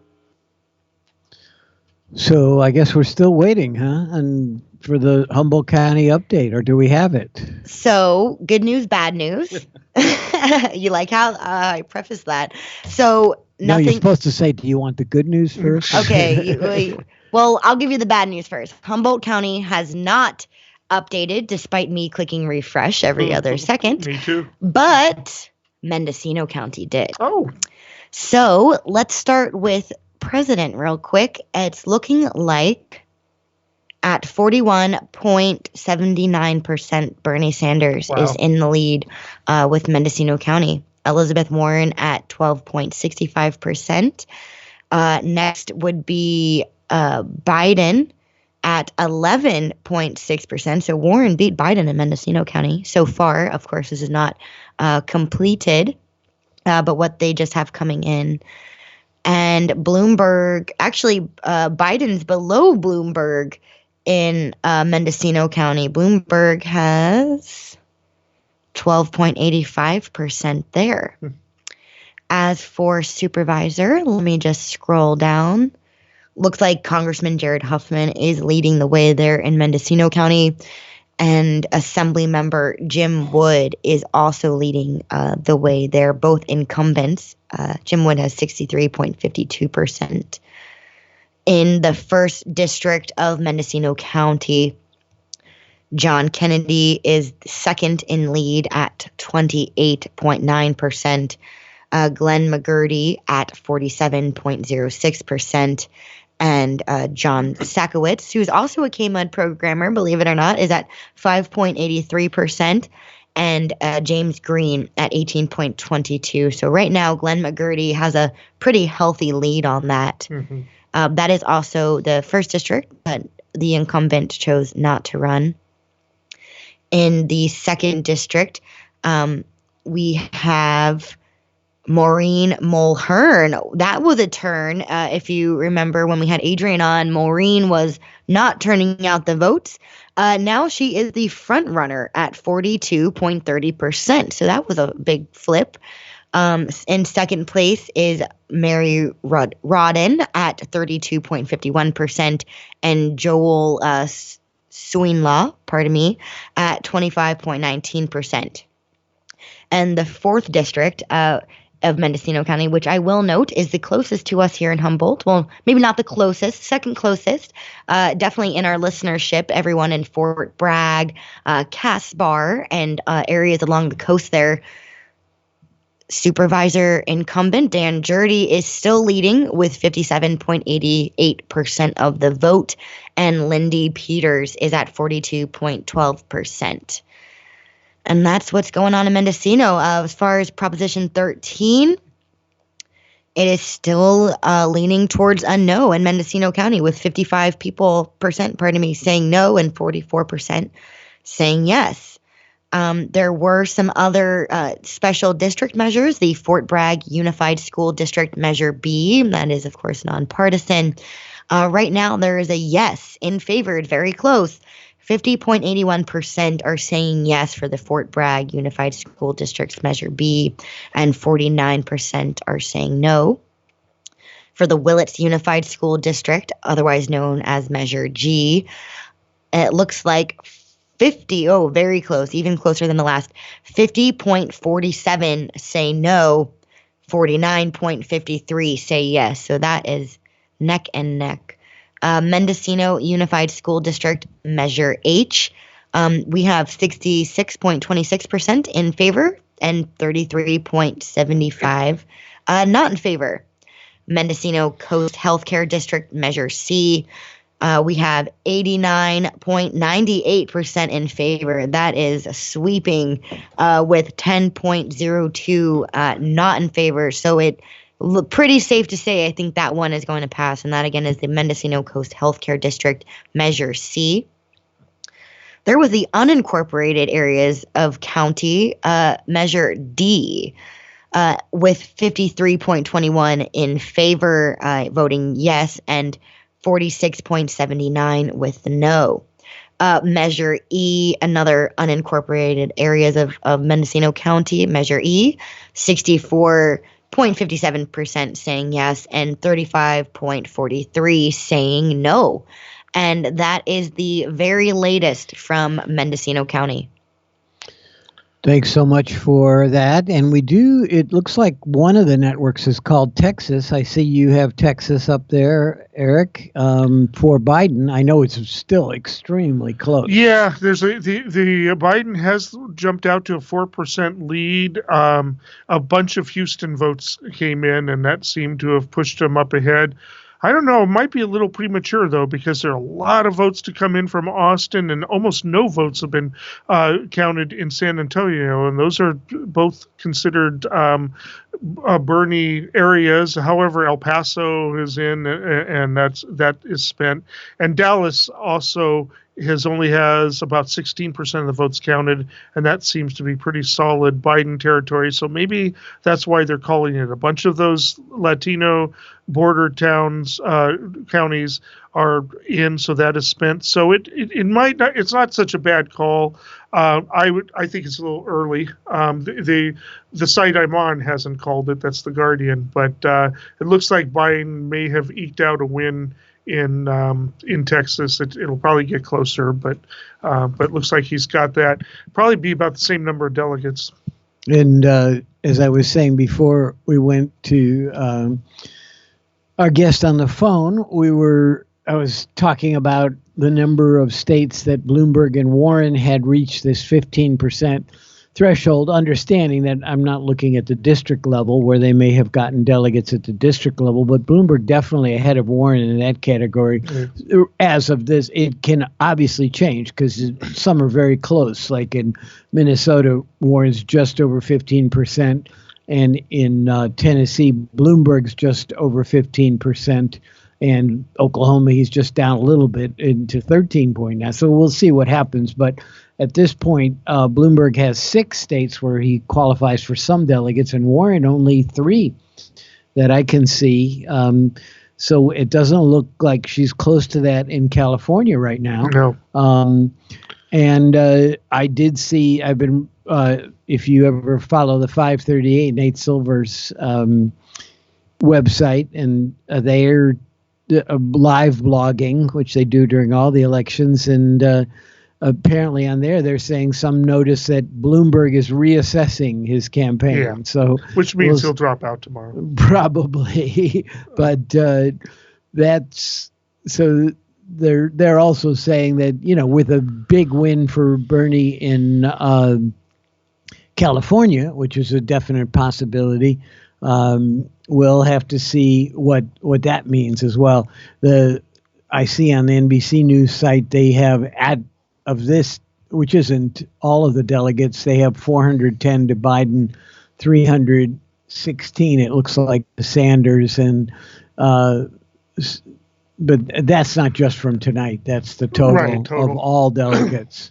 Yeah. And there were over 1,200 tonight. So obviously a lot haven't been allocated yet. David, you've been taking frantic notes here. What have you got happening? You're writing all kinds of stuff down there. Considering that Humboldt County still hasn't reported the second set of data, I was looking for something to crunch here. So I was able to review my original notes of some of the congressional districts around California, what the expectation was based on the models. And I used a couple different sources, but there's a set of congressional districts around California that were considered Biden friendly. And they're overgeneralizing, but to a certain extent, they were looking for patterns that existed in the original, the first four primary states. So they figured that, for example, in districts that are disproportionately African American or disproportionately rural white districts, that the expectation was that they'd be strong for Biden. And then secondarily, there's this theory that maybe they'd be, some of those rural districts might support Bloomberg. So that's one set of data. And then the other set is Warren districts. So districts that would possibly favor Elizabeth Warren, where she got a lot of traction because it's mixed ethnicities and higher average incomes and higher average educations. So we'll start with the first profile, the districts that are predominantly non-white, and of those, they're supposed to be Biden strongholds in California. So like the 40th, 44th, 37th, 43rd. A few of those are down in the LA area. Sanders won all four of those pretty handily. So 48-18. This is Sanders over Biden. 48-18, 36-26. 29-25, and then this one was more of a tie, 29-28. That was considered Biden's possibly one of his strongest districts, the 43rd.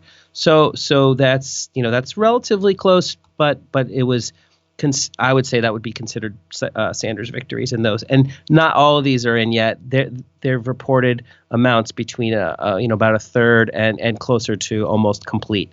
The second set was rural districts. So rural districts, the examples they gave were the 21st, the 16th, and the 36th. These were places that would also be favorable to Biden and possibly to Bloomberg. 21st was a tie, Sanders, Bloomberg, and 16th, Sanders 37, Biden 22. Bloomberg didn't do well there at all. And then finally in the 36th, it was pretty even, 19-19, 20-21. Biden, Bloomberg, Mayor Pete, and Sanders. So again, this wasn't really solid for Bloomberg. It wasn't really solid for Biden when that's where they should have done really well. So that means, sort of reinforcing what Eric was saying earlier, is that it actually does turn out to be a good Bernie evening in the places where he was at a competitive disadvantage. In California. In California, and again, 40% of the votes came in early, so a lot of it was not affected by the surge, or a lot of people voted for Klobuchar and Pete and the rest. So who knows if, hypothetically, if all those votes came after, the results would be the same, but we don't know. That's speculative. A win is a win.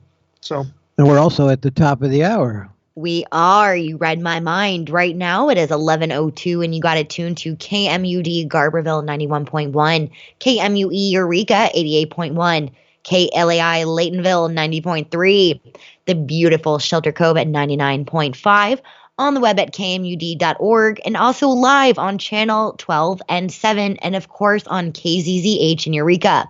You've been listening to our candidate and 2020 primary expert panel on this current election. We have Eric V. Kirk, Jimmy Durchslag, and Dave Frank, of course, and the wonderful Simon Fretch helping us to get us on the air. We're going to go to a quick 5-minute break, and we will be back with more live election coverage.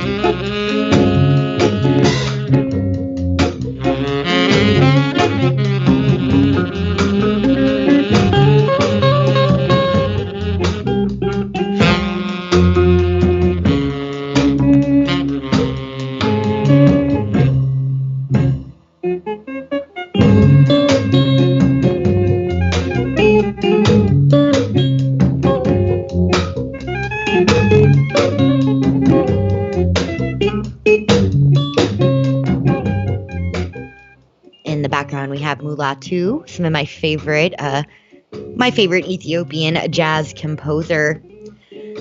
We are going to go to some more pre-recorded audio I did. This was at the Garberville polls earlier today. We spoke with a gentleman who has been a poll worker for multiple decades. Here it is. So if you would just start by introducing yourself and talk about the role you're playing here at the Garberville polling location. Okay, I'm Richard Thompson. I'm a volunteer inspector for Precinct 2 SH4. We have a second precinct here also with Vonnie Thomas as the inspector. We each have a crew of 3 to help us, and we take care of the people that come in to vote. What are some of the things that we're seeing today here at the Sproul Creek campus? Well, we have quite a few people in, which is fairly routine, bringing in vote-by-mail ballots that they've already voted, and they're just turning them in. There's another group that comes in, and they want to vote a regular ballot. Some of them say they didn't get their ballot, or because some people have dropped out of the race, they want to vote another one, so they surrender that ballot, and then we give them another ballot. And then we've had quite a few people who want to change parties.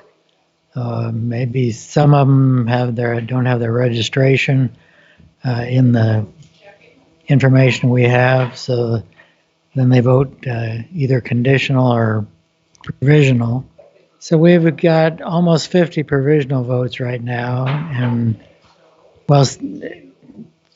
probably closer to 40, and then a few conditionals. And that's if you have a new address, or some people again want to change their party preference. And otherwise, it's been a fairly steady turnout. It's not the best I've ever seen, but it's pretty decent turnout. Excellent. Are there any common misconceptions or frequently asked questions you're hearing today? Probably the biggest question we get from people is they want to vote, say, Democratic or Republican, some of them, and they're not in that party, they're like no party preference, or some of them said they were independent, not realizing that American Independent is a party, and so that puts them in that party. So then they're still allowed to vote. They do a conditional or provisional ballot, and with those ballots, they get a stub off the envelope that they put the ballot in, and they can call elections office in maybe a week or 10, 14 days to see, how their ballot was counted. So there's follow-up, you're saying? People can follow up on their vote? Yeah, people can follow up. And one way that that's important is because some people are out of their voting precinct. Some have been in like Alder Point or Whitethorn, where it's vote by mail, and so they want to vote here. But a lot of people are a little iffy about whether a provisional vote gets counted, and so it kind of eases their mind when they know they can call up and find out if it got counted. And also, if you're in a different precinct, there's some portions of the ballot that may not be on, like the county supervisor. You may not be in the right precinct for a second district supervisor. And so then that won't be counted if their actual precinct is, say, for a District 1 or 3 or 4 or 5 a supervisor. Absolutely. And I'm noticing your hat. What's going on with your hat there? It's worth noting. Oh, well, it's what do they call these? They have a name for them. It's a straw hat, flat brim, but this one's styrofoam because it was a lot cheaper. But it's got red, white, and blue ribbon around it, and all the pins that are going around the hat are all the elections I've worked on for nearly 20 years now. That's impressive. And after 2 decades of doing this, what are your thoughts? Just people should come out to vote. Sometimes we have pretty low turnouts, and it's disappointing. Now, I will say that the last election we had a very large turnout, one of the largest since I've been doing this. And it just, makes a difference. It's not just like last time was the presidential election. Well, it's not just president you're voting on. There's all kinds of state and local issues. And so we've had people come in here and they only wanted to vote for, the state congressman and the county supervisor. But there are other things on the ballot. There's the bond election for the schools, and there's other congressional offices and state the state legislator's office. And what are the demographics of people? Are they young? Are they, a little older? And how often are they coming in? Well, probably maybe 60% or so has been older, but there's a lot of, I guess you call them the millennial age, the early 20s to the 40s, large group. So it's good to see those coming out. Now, last election was quite memorable, just because we had some people that advertised it was their first time voting, and that was pretty exciting for them to be able to do that, and their parents were with them and stuff in a lot of cases. All right. Sorry to cut that a little short, but we do have breaking news. We do have the second report from the Humboldt County Elections Office. All right. About time. Yeah, although it doesn't look like we've got any of additional results down here in the 2nd District. It looks like really it's still like 0%. 0 for election day voting. So we have not been updated. Of course, as we know, Julia just put the thing on the truck on the way up. About an hour ago. So it probably has just arrived and hasn't been processed yet. I'm not noticing. It does look like there's some election day stuff in Cliff Berkowitz.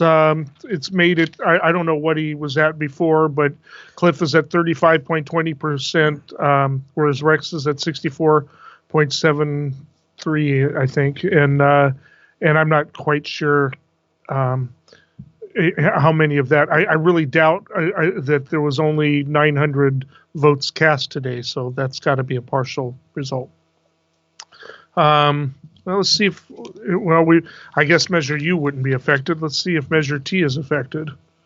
Go down there. In the meantime, are you noticing anything, Lauren? Okay, there's R. Where's T? There's T. Looks like Eureka is ahead on the bonds to 52 to 47, actually 53 to 47%. So I don't think you need 2/3 or even a 55% majority for a bond issue, but I don't know. But if that's the case, then they're doing okay, and that means there will be new buildings built for the Eureka schools. It looks like it's overwhelmingly passing in Bridgeville, Measure S. So just looking up, we might as well look up and see how we're doing with the presidency.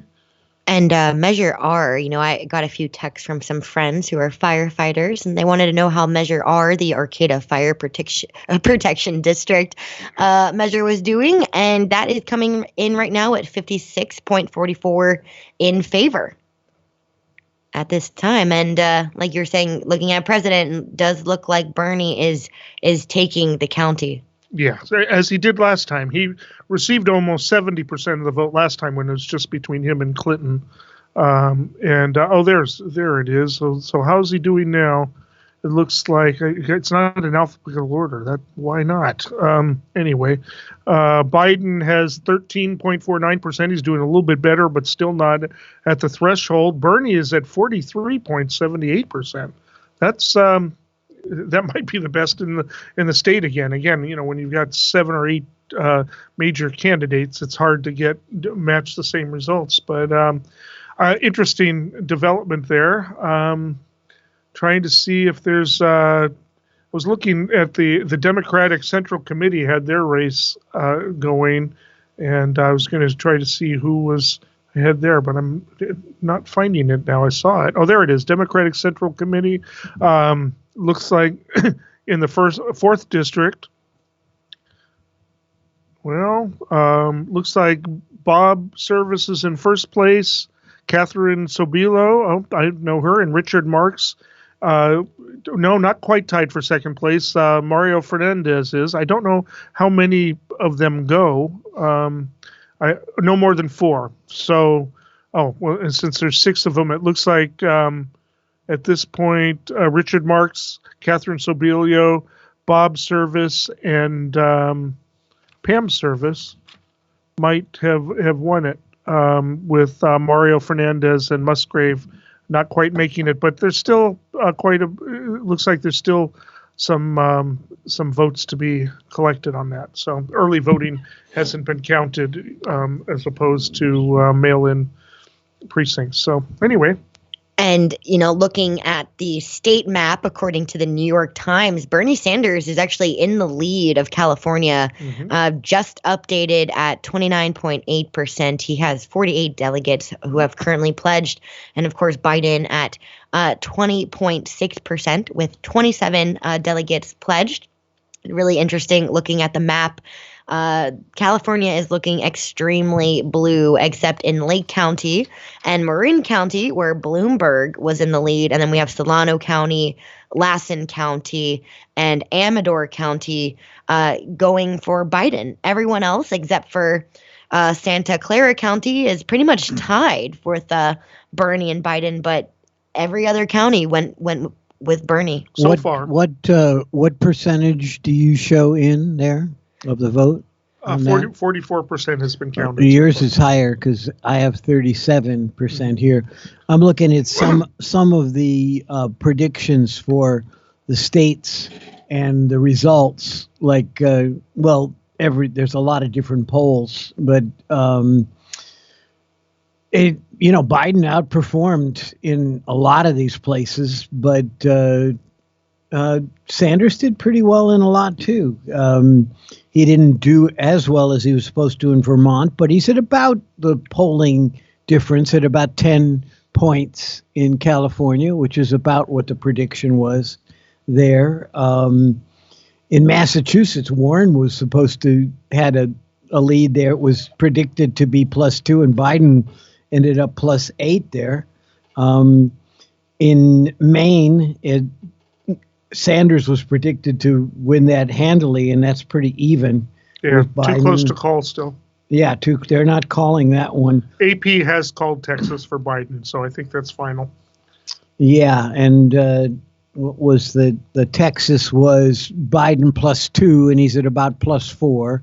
That was in the most recent polls right before the election. And he outperformed in others. He outperformed in Oklahoma. In Utah, Sanders actually outperformed his polls at +15 in Utah. So, clearly a great night for Biden, or a strong night for Biden. We don't know what the final delegate counts are going to be till all of these individual districts are tallied. Well, but, considering 2 weeks ago, everybody thought his campaign was dead in the water. As he says. It was, he came in, I think 4th in Iowa, 5th in New Hampshire. He managed to come in 2nd in Nevada, but still distant behind. His early primaries were lousy, but that isn't the first time that's happened. No, it's not. And South Carolina has been a firewall for a lot of people because there is some heavy block voting there. It's a firewall for Biden this time. It was a firewall for Clinton the last time. I paid close attention, and she pulled way ahead in that. Never really looked back. I mean, there were some ups and downs during the campaign after that, but I really felt like she had it won and never lost that feeling. Obama, it was his firewall against Clinton. Clinton had won in right. She won a bunch of the early New races. Hampshire and Nevada. I think Obama had won in Iowa, but and then all of a sudden the vote just came out, and he just clobbered her in that, and she never took the lead again. So South Carolina is positioned. Everybody says, well, we shouldn't have these white states early. I'm not sure it really matters. I think South Carolina, it seems to be the kingmaker state at this point. Yeah, that's what people are saying. Yeah, at least for the Democrats. I don't know about the Republicans, but South Carolina is an interesting state because that's where Lindsey Graham is there, and he's like one of the biggest cheerleaders for Trump in the Senate. Originally, he was supposed to be like one of the independent dissenters. He hasn't done any of that. He's been there's so much fodder, but do people really pay attention to it? When you see Graham's statements, they play it all the time. His interviews about Trump before the election and even right after the election, and then the simpering interviews he has now, where he's just like falling all over himself. And he's in a tough race. Now, it's South Carolina, very conservative, very red, but his opponent, I believe his name is McCollum, African-American, had been elected to a statewide office before and is running a great campaign, and with ads outlining that very... Well, it's easy to find it. It's not hard to find those same things about Trump, what he said at different times. Just we'll see how it gets used. Yeah, both McConnell and Graham in tough races, actually. McConnell's the interesting one because he's the Mr. Blockade, of course. Right, and that's Kentucky. But it's very interesting because there may be changes, and I don't know if it's because demographics are changing or because the African-American vote is being energized, but there's a chance that as South Carolina can flip and become blue, at least in terms of the Senate. And all of this plays into it. Now, the Democrat there was careful not to endorse anybody, even now hasn't endorsed anybody, doesn't want to do anything to jeopardize a coalition, needs to get every Democrat out there voting and win some Republicans and independents, obviously. But South Carolina is the kingmaker state, I think, at this point. And everybody talks about, we need to juggle who gets to go first. I think they'll probably be the ones to do it because it used to be New Hampshire used to be the kingmaker, but not anymore. Well, what do you think about either you guys? Of course, there's the conventional wisdom that the moderates now are all going behind Biden because Sanders is too radical and will hurt down ticket. What do you think about now that you're talking about the Senate, and we all realize how important it is both to keep the House for Democrats, how important it is for Democrats to both keep the House and possibly flip the Senate, maybe even more important than who's president. Well, but what they keep talking about down ballot. Do you have an idea about that, David? And, who's going to affect the down ballot? So when it comes to talking about the impact of the presidential candidates on this, I think there's like two narratives that are happening. So one is what I would call the mainstream dominant narrative, which is that what you ascribe to, that there's two lanes, there's the progressives and the moderates, and that the party has chosen to galvanize behind moderates because it seems the safest bet to cross over the middle folks. And so if you look at that, if you look at how that would play out, I have this list of top 10 Senate seats that are in play. The number one is the Democrat Senator Doug Jones, Alabama. It's a leaning Republican state, solidly. Went over 28 points for Trump last time. Chances are he's not going to make it. Second, and that's a close race now. There's going to be a run. I've already seen there's going to be a runoff between the two Republican candidates. That's Sessions was behind, I believe, by a little bit, but that's right. It's very close. So if you kind of go down this list, Senator Cory Gardner, Republican, Colorado, that's a toss-up. That's a state Clinton won by 5 points. So there's a strong chance for a Democratic challenger there. I believe it's Hickenlooper, the guy governor who was running for president. I think that's his to lose right now. People are saying Senator Martha McSally, Republican from Arizona. State Trump won by 4 points. That's a toss-up. And they're saying Arizona is definitely a toss-up state too for this year. Yeah, and so I believe Gabby Gifford's husband is the one who's Mark Kelly. He might be the favorite there. I'd have to follow up on that, but he could win that seat. So also the number 4, Senator Tom Tillis seat, Republican, North Carolina. That's a state Trump won by 4%. That's also a toss-up. So once you get much past that, one more, Senator Susan Collins, Republican from Maine, a state that Clinton won by 3. And she could definitely be in jeopardy. She's not getting a lot of positive PR these days. Yeah, her whole thing about Trump learned a lesson didn't make either side happy. She's not very popular in her state right now. And I even saw some article today about why don't people like me? Something like. And so this short list, number 6, Senator Gary Peters, Democrat from Michigan, a state Trump won by 0.2%. That's probably going to lean. That state's leaning Democratic right now to hold that seat. Number 7 on the short list, Senator Joni Ernst, Republican from Iowa, a state Trump won by 9%.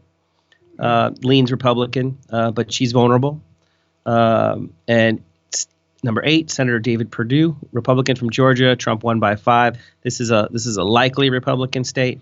But it's interesting that Georgia, as the Atlanta metropolitan area expands and more people are coming in, tech people, young people, Georgia could change. The Georgia narrative is interesting because people are not sure what's going to happen there. Yeah. So home stretch here, number 9, Senator Jeannie Shaheen, Democrat from New Hampshire. The state Clinton won by 0.4%, likely Democratic, so she'll probably hold. And then finally on this list of 10 vulnerable seats, Senator John Cornyn, Republican, Texas, a state Trump won by 9, likely Republican. So, but there's the Beto O'Rourke phenomenon from last time where he almost beat Ted Cruz, or at least had a good showing. That doesn't include Graham or McConnell, who, so there may be some other interesting things happening. So I would call that the mainstream understanding of what's happening. Right. But then there's this alternative understanding, which people use to help explain the appeal of Bernie Sanders beyond just strongly progressive coastal states. That, why is he getting traction in within young communities across the country? Why is he getting traction in Latino communities? And other places around the country, he's doing all right. Right now, it looks like mostly Western states, but he does have appeal. When you do the nationwide polling, he is in fact very close. He was ahead strongly for a while, but now it's getting closer. But anyway, the argument here is that there is a fundamental shift in people's perception of the role of the government, and that We've seen administrations that support the business community. We've seen administrations that are supporting the status quo, whether it's banking, insurance industry, the military-industrial complex, crackdowns on immigration. There's been, the Obama administration followed what the Bush administration did. So you can see this pattern that goes all the way back to the DLC back in '92 when Clinton got elected. I'm not to oversimplify the argument, but that the country has been on this path for a long time, and that the Trump election was a way for people to flip the table and say, a pox on both your houses, these two parties are not doing too great, and that we need something different. And if that's the case, then there's an argument to be made that you can connect with grassroots folks in these senatorial races in places like South Carolina, North Carolina, Georgia, Texas, and all these other places that seemingly were off limits, Alabama, in theory. Alabama's hard. Doug Jones Arizona. got in there on a fluke, Yeah. and probably will lose. Yeah. But who knows? We don't know. So that's my take on the Senate thing. I think it's doable, and I think it's ripe for further argumentation. Especially if you're a Bernie Sanders, you need to go out there and make your case. But we have to hear from Lauren. Yeah, there's a few things. History always has this funny way of repeating itself. And thinking back to the previous election where Clinton failed to secure the presidency, I mean, she did secure the popular vote. Yep. And even going back to further back in history, before I was even able to vote, it's my understanding that President George Bush lost the popular vote by 300 votes, correct? And then moving forward to 2016, President Trump lost by 3 million votes and yet still somehow secured the presidency. I mean, But it's not somehow, not to interrupt you, but it's not somehow. I mean, we understand how. The Electoral College. Yeah, I mean, you can't deny that it may be disproportionate. It may be not a great system, but that's the way it works. And I do agree with whoever wins, whether it's Democrats or Republicans. I didn't mean to interrupt your thought. Sure. Go ahead. Oh, no. And also on that, it's just food for thought to get the conversation going, and also how history repeats itself. Something that I haven't really seen being discussed as much as I maybe would like. Earlier this month, FBI Director Christopher Wray said in a public testimony that Russia was actively meddling in the 2020 election. And what did Donald Trump do? He fired the acting director of national intelligence. Is history repeating itself currently? And the CDC person tries to take some mild measures to deal with the coronavirus, and he gets sidelined and with pray for a cure guy taking over the project. So it's just the messaging. I mean, I'm hoping. Well, we'll see what happens. Now, I'm really hoping this doesn't collapse the economy, because that's an extreme thing to hope for to bring down a president. It came down again today. The Yeah. stock market is not doing well. Although I don't tie the stock market necessarily. The stock market goes up and down, and it's not necessarily. But if what the working supply people do. chain is disrupted and people don't have goods to sell, Right. and they're not that's what's driving that. It's that Yeah. there's real difficulties with the whole. It doesn't take much to disrupt the system. Well, and I think the Fed going in probably at Trump's insistence, because this guy seems to do whatever Trump wants. The Fed going in and dropping the rate a point when it's already really low. It has, we've never really gone back up. It looks like an act of desperation, and that's why the markets didn't respond positively. They're saying, you're doing this. You're telling us the economy is good, but you're dropping at half the rate. You're sounding like the mayor in the movie Jaws, telling everybody to get in the water. Right? I mean, I've seen that quote.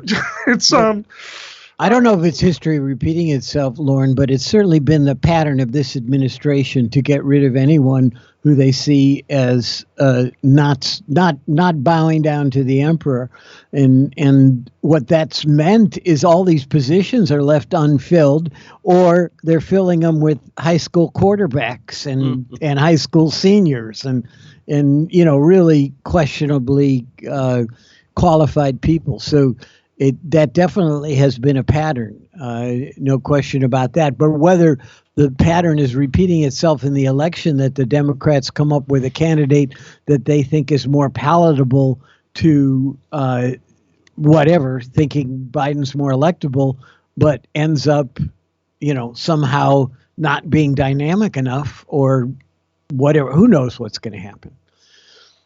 Yeah. And I mean, it's my understanding the first time that has ever happened in United States history an impeached president is running for re-election. Yeah. Right. It's always been after the other impeachments have been after the elections very shortly in both cases. But I mean, it's clear that his party, the Republican Party, is sticking by his side. Mitch McConnell proved that in the impeachment process. Maybe it could be chalked up to he's doing just enough to keep the key constituents happy. And not offending their sensibilities. They got their Supreme Court justices, they got their $1 trillion tax cut, they got the deregulation, and they have somebody there who did flip the table, who is saying he's an outsider, who's acting like an outsider. He's not an elite specialist, so he's kind of checking the boxes of the base there. And it might be the case that Bernie Sanders would have been a better candidate. I say would have, like it already happened, like it's past tense, but you can see that the Democratic establishment has made a tremendous victory today. That they've pulled off, getting Biden off the mat. Now the question is, can Biden hang, right? And can he be that person who can go toe to toe with Donald Trump? And Bernie Sanders is continue to fight, and he's going to continue, I believe, to show that he's actually a better person to connect with the base core voters who are going to vote with their heart and their pocketbook and their passion. And this is the thing. We have another, not quite as big as Super Tuesday, but next Tuesday, I think there's about 7 states. I think they'll kind of split them, but then the one after that would favor Biden. But the one thing here, and this is probably Bernie's last chance to really make a difference, is there's going to be a debate on the 15th, on Sunday the 15th, 2 days before that 17th one, and Biden can't hide in the crowd. He's got to sit there and go toe to toe with somebody one-on-one through the whole for 2 hours or however long the debate is. And if there is issues with his cognition, as some people have speculated, that it might come out then, and then people have to decide, okay, do we want to risk somebody who's in the early stages of dementia or somebody who's maybe too far to the left for our comfort zone? And that's going to be a difficult choice if that happens. If Biden holds it together, and maybe these things were just, kind of him just not having it together, and maybe he's pulled it together. He did pretty well in the last debate. He's been giving some really good speeches. If he holds it together, and and even just holds his own in that debate, he'll probably win it. But that's going to be really crucial because people are going to look at him to see how he can go toe to toe with Trump in a debate, and those will be crucial. And we'll see if he can do it. I think about the only good state for Sanders in that one is Arizona. Otherwise, it's Ohio. I forget what else, but other states that Clinton really just did very well against Bernie in last time around, and probably the dynamics would be the same this time around. Only difference would be she did win Arizona because she took the Latino and the Navajo vote. I don't know if she can do that. I don't know that Biden can do that. So Bernie would probably win there. But the other 4 states, and I'm forgetting what they are right now. When are you talking about? March 17th. Well, that's Arizona, Florida, Illinois, and Ohio. Right. And those are big states. Yeah. Ohio, which used to be a Democratic, now has been in the Republican column, and they call that one of the bellwether states. How he's going to do in the 10th in Michigan, I think, how they both will do in Michigan. That's a really critical election there. Well, last time Bernie actually upset, it was one of his brightest moments. He actually had an upset win over the Clinton in Michigan. He's got strong bona fides there. The working class, what we keep calling the white working class, it doesn't necessarily fit into ideological framework. A lot of them would vote for Bernie over Trump, but will vote for Trump if it's just a standard Democrat. That's something the Democrats really haven't understood. Michael Moore has been screaming all over the airways to try to convince them of that he actually, that's why Bernie actually polls better against Trump than the other Democrats, and did in 2016 as well. Everybody says that's a mirage. If Trump ever focuses on, hones in on Bernie's weaknesses, that'll all melt away. We don't know, and that might be true. But the point is that he may win in Michigan as well, and that is a pretty big state. The following week, where he probably will lose, however, is Florida. His choice of words was bad, even though I agree with what he said. The literacy program in Cuba was effective. It's been emulated around the world in countries that aren't even communist, in terms of getting people out there. It worked. But you just don't say it's not fair to say that good things don't happen. You say it's inaccurate to say that the literacy program was ineffective. That's how he should have worded it. If he did, I think Bernie might be in a different position today, because I think that was the beginning of the slide. I think that's putting a little too much there, but. And, you're speaking of Bernie's weaknesses, and a lot of times, my mother, who's, let's just say she was born in 1954, has become an ageist in her old age and thinks that, Bernie is too old. However, I would say to her, I just want to give the ages of the three people, all old. who could end up, Donald Trump is 73 years old. Bernie Sanders is 78. Guess how old Joe Biden is? 77. Yeah. We do not hear people questioning Joe Biden's age. Why is that? His age might No, be they affecting him do. They more. do. They do. Because of his stumbling. I think it happens. I don't think it's just Sanders. Just no one on CNN or MSNBC. Right. Well, I've heard it there too. Well, and what I've heard is they say, well, he's always stumbled, even when he was 20, so, and maybe that's true, and who knows, but, and even Bloomberg is old, and the youngest right and left He's is the oldest, Warren, isn't who's he? 70. I think Bloomberg is the oldest. Yeah. But, Bernie had the heart attack, but he certainly doesn't act like it. No, he's very energetic. The fact is, the leading candidates are three white guys, and then there's an old elderly white woman. They're all old. It's ironic. So I want to put a little different filter on this for a minute. I looked at the second congressional district, our congressional district, just to see the results so far, and this is with a little bit less than half of the people, districts reporting. But so far, Bernie Sanders is in the lead with about 29%, followed by Bloomberg at 19%, Biden at 15%, and Warren at 14%. So depending on how this plays out, it's possible that Biden and Warren don't make their viability in our district, and that the delegates get distributed between Bernie and Bloomberg. Just from that district. And just our district, yes. I'm going to say I just refreshed, and Bloomberg has lost his last congressional district. He had the District 11, was ahead in District 11 for a while.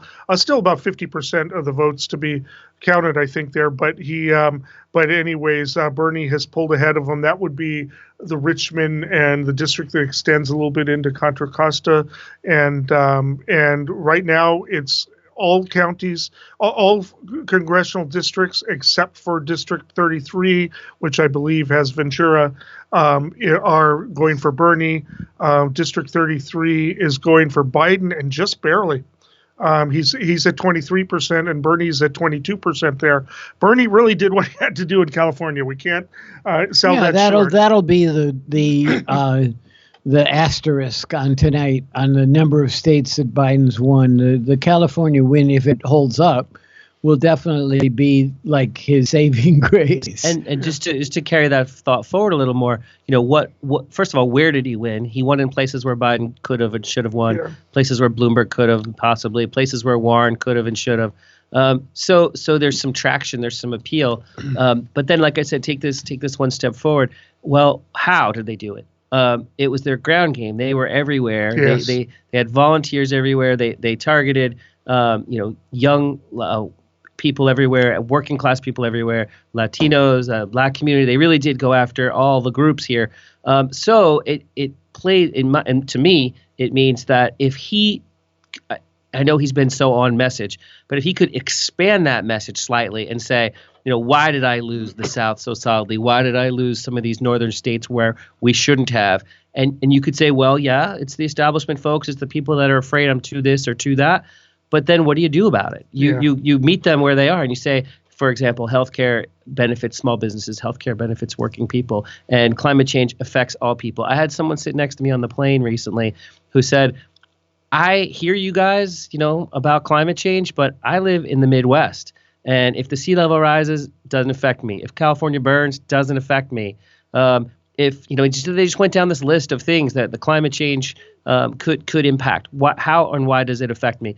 Get some people up there. Get some folks out there speaking on behalf of more tornadoes. I mean, but what I'm saying is go out even there. Extreme cold weather. Hit the so their success and their success is when they hit the street and they talk to people and they gauge them where they are. And Bloomberg at least spent money trying to do that, although it was just AstroTurf.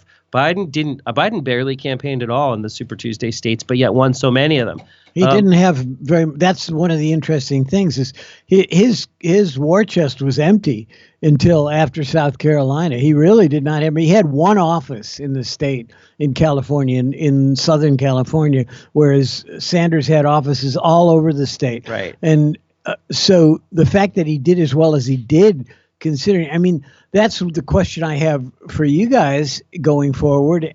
If the fact is that Biden got the votes for whatever reason, he got the votes. People came out and voted for him for whether they were afraid of, whether they thought he'd be better at beating Trump. So he may go into the convention with the plurality. There was all this talk about Sanders has the plurality. How are they going to stop him from getting the nomination? Right. What if Biden goes in with a plurality, if he doesn't get a majority? What does Sanders do? He's already on record saying that person should get the election. Right, but the base is what I'm concerned about. The Sanders base, the energized, who sometimes are loose cannons a little bit. They are. They really need to stop saying the DNC. DNC is only so powerful. They did not. They do not, hypnotize the black vote in the South to go out and vote for, the mainstream candidate. This time, they didn't do it last time. That's what killed him. It was the buzzsaw of the Southern black vote. He just, Bernie just didn't crack that code. He had 4 years to figure it out, and he hasn't figured it out. I think he should have gone on tour last fall, going into the churches, talking to them.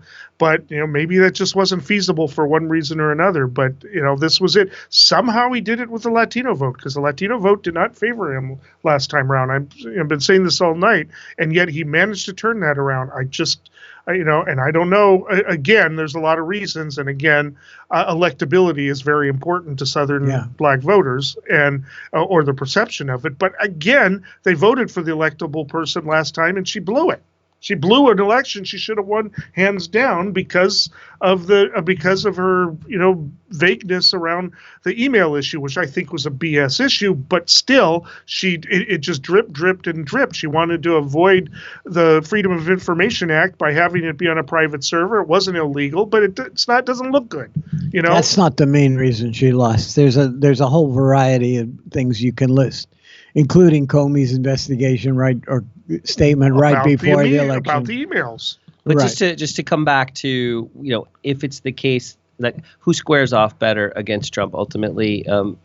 California has obviously said their piece, and California is interested. It appears to me so far, with about half the votes coming in, California is interested in seeing Bernie Sanders stand up and make the case against Donald Trump. But apparently, that's 3 out of the 14 states said that today. So if Bernie Sanders is going to have a chance of being that person making that case, he's going to have to address those issues. He'll have to diagnose, figure it out what the support for Biden, where it's not just that it's the establishment. The establishment is saying, look, viability, electability. So they have to address that things head on. Like, if you really are going to transition to a national health system, what are the costs? How are we paying for it? Or what are the mechanisms, or how do we figure out how to do it? He needs to also stop saying billionaires. We all know he doesn't like billionaires. He's been saying that since forever. Stop talking billionaires. Talk about what your policy is going to be. Throw it in for a little bit for the base, but not. It's constant. Well, the billionaires this, the billionaires that. We know that part of the message. He's got to freshen it up. But that's if he wants to win. I think people paying their fair share is a reasonable message. It's not just billionaires, obviously. Yeah, you can say it twice. But Not 10 times in a debate. I think that relying on the Democratic machinery to elect whoever the candidate is a big mistake. So because they're doing a lousy job of it. You could start with Iowa and the caucuses and the software that they farmed out to friends of Hillary Clinton to do the counting in that state. That ended up being a disaster because they didn't have their own people to create what was needed for the running the caucuses. Yeah, but what to be concerned about Biden is Burisma is a BS issue. He did not, if anything, his getting rid of that prosecutor took a chance that Burisma would be investigated. Exactly. The prosecutor had already done it. It's a BS issue, but he isn't addressing it. So it's going to be another thing like the emails, drip, drip, drip, unless he does it head on. What I wished he had done is when they were saying, well, why don't we call him to, when the Republicans were saying, why don't we call him to the Senate to discuss it, rather than saying, well, I'm not going to honor the subpoena because they're not honoring the subpoena. He should have shown up and said, look, this is malarkey. That's his favorite word, right? And said, and challenged, said, leave my son alone. It's already been debunked by It's been debunked, and he could so many say times. it and then use that as a framework to attack Trump, and he would easily be the next president if he'd done that. But I think we got something from Lauren. Yeah, we actually have a caller. Someone wanted to call and share their political commentary. What do you think? I think we should do it. Sure. Go for it. Caller, Hi. You're on the air. Hey, Lauren. This is Jeff Wright on the Mendocino coast. I wanted to give a quick Mendocino perspective. I went out to Middle America Pizza Place here in Fort Bragg for Nillo's Pizza. But first I want to thank all of you, Jimmy, Eric, Lauren, Tanya, Dave, all the folks that put this together, Julia, and Matt Knight. I do want to mention that there's a 2 to 4 Saturday afternoon program right after Rattlesnake Jake called Mateo Noche, and it's night music in the afternoon. I just thought I'd bring that up. But anyway, thanks to Humboldt Access for covering this on TV and fly on the wall. Yeah. Hope that logo looks good on TV, that fabric KMUD logo. Now, the people that I talked to, there was concern, of course, we wanted Bernie. My dream ticket is Sanders Warren, and several people agreed. But what it came down to was, look, this is probably the most important election of our lives. Yeah. Back is further creeping or just rolling over us. And they said, hey, if it's Biden, if that's what it takes to get him out, to have more people be comfortable, they're going to vote for Biden. Their preference, of course, is Bernie. But I'm going to apply Rolling Stones rules here, and we need to think about this very carefully. You can't always get what you want, but if you try sometime, you just might find you get what you need. What we need here is to get rid of the fascists in there. And, of course, the opinions expressed of those of the mouth that came out, and that's to keep you guys out of trouble. I really, really appreciate you guys' coverage. It was national quality coverage, and you guys have done an outstanding job on going all over the place, locally and nationally. One quick thing about what I watched on MSNBC, it's usually sports on TV, and Fernillo's Pizza, but the numbers tonight were the election results. And there was probably less than 30 seconds, a couple of women ran on stage behind Joe Biden with signs, and they were shaking them, probably so nobody could grab them. I couldn't quite read what they said. I believe they were young women, probably in their 20s, and immediately the first person was escorted off, and the second one jumped up, took that opportunity. Maybe in the last few minutes you could find out what that's about. If not, I'm sure... We do know what that's about. It's a dairy. I know you guys are up against the midnight hour. Thank you, and remember, folks, at Pledge Drive time, how good this coverage was and how important we need this at this time. Thank you. Thank you. Thanks so much for that. We appreciate it, big time. Thank you, Jeff. You're a wonderful supporter of your Great community supporter. station. And always brings good stuff for us at the membership drive, which is coming up later this month. And to answer your question, it's an ongoing series of protests by a group that has been going on to presidential candidate stages, including Bernie's. They're anti-dairy, milk is evil, and cows are being exploited when you take their milk. But yeah, that's what. We just saw that, right? that demonstration. Well, we don't have much time left here. No, we don't. I keep refreshing. I'm hoping there's more from Humboldt County, but we may have to wait till tomorrow, it looks like. Yeah. And definitely, there actually will be 2 more reports tonight. I do not know if we'll get them in. Humboldt County did publish their first and second election night report. There is a third and final on the way at some point, but I imagine we might be well on our way to slumber by then. But I know you'll be covering it because our news director, who's been hard at work with us all night, Lauren Schmitt. Thank you. I know you'll be covering it on the news and updating everyone tomorrow. Absolutely. If people are still with us and listening, of course, you can tune into KMUD radio tomorrow at 6 p.m. to hear our live and local news coverage, which, of course, will have a comprehensive report of what the heck took place. And I have a little bit of a shameless plug. My show, You Are Here, which airs the first Thursday of each month at 5 p.m. For an hour.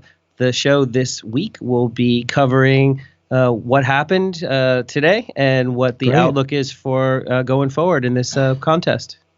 So, that's here on KMUD at 5 o'clock. I do think the context will be different. Yes, there's this, the whole existential threat thing, and we can't afford another 4 years. That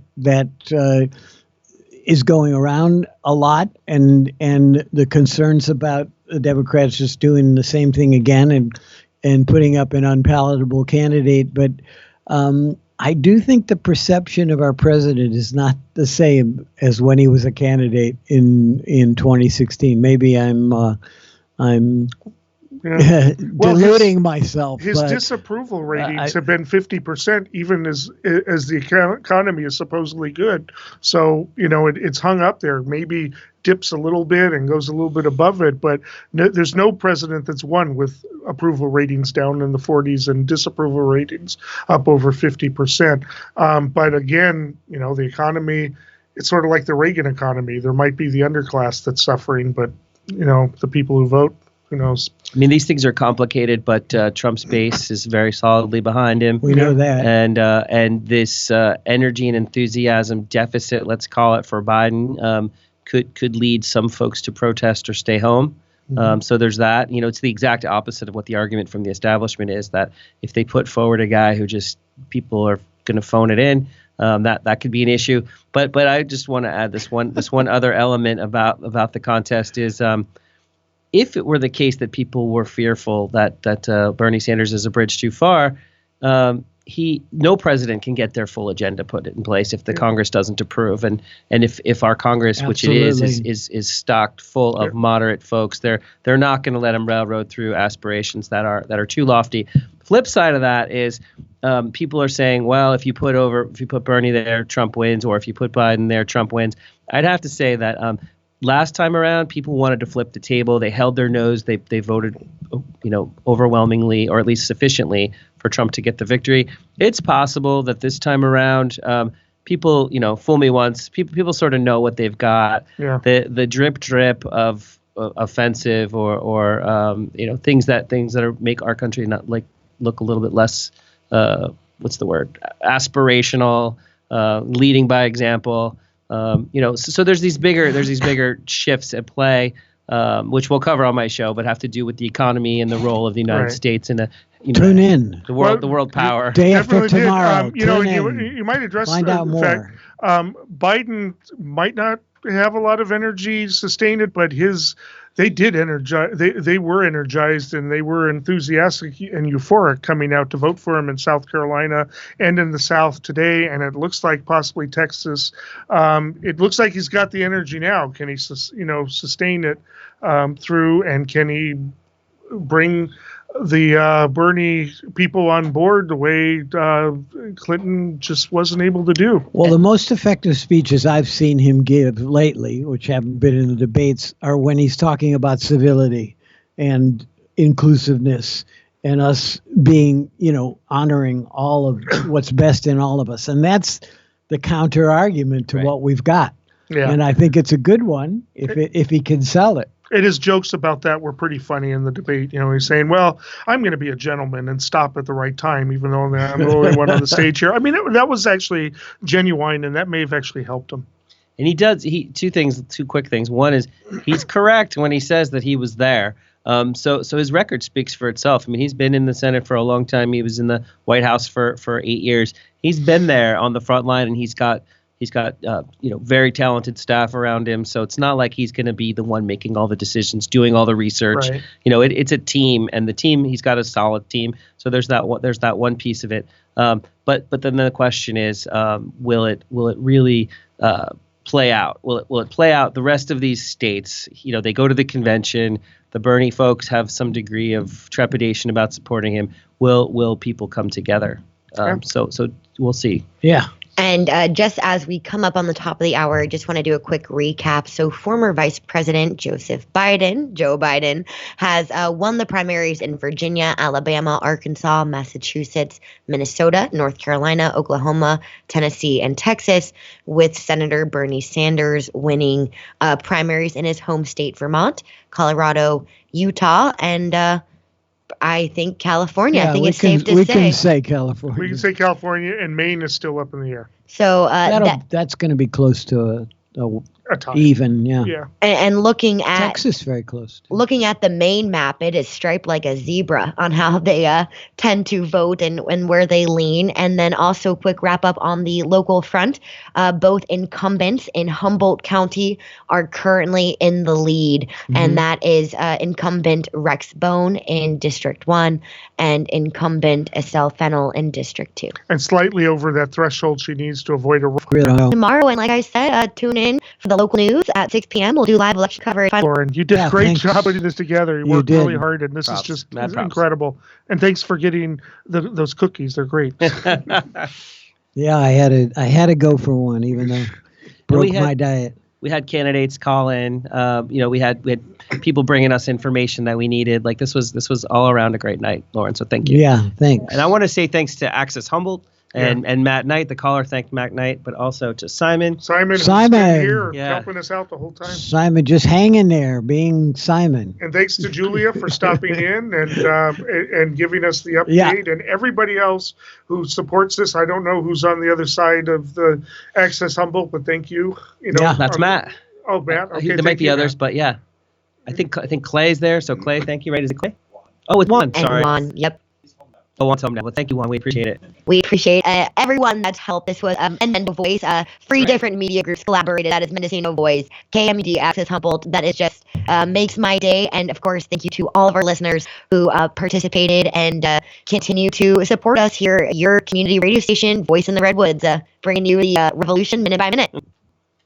Thank you so much, and we are going to end it. Good night. Good night.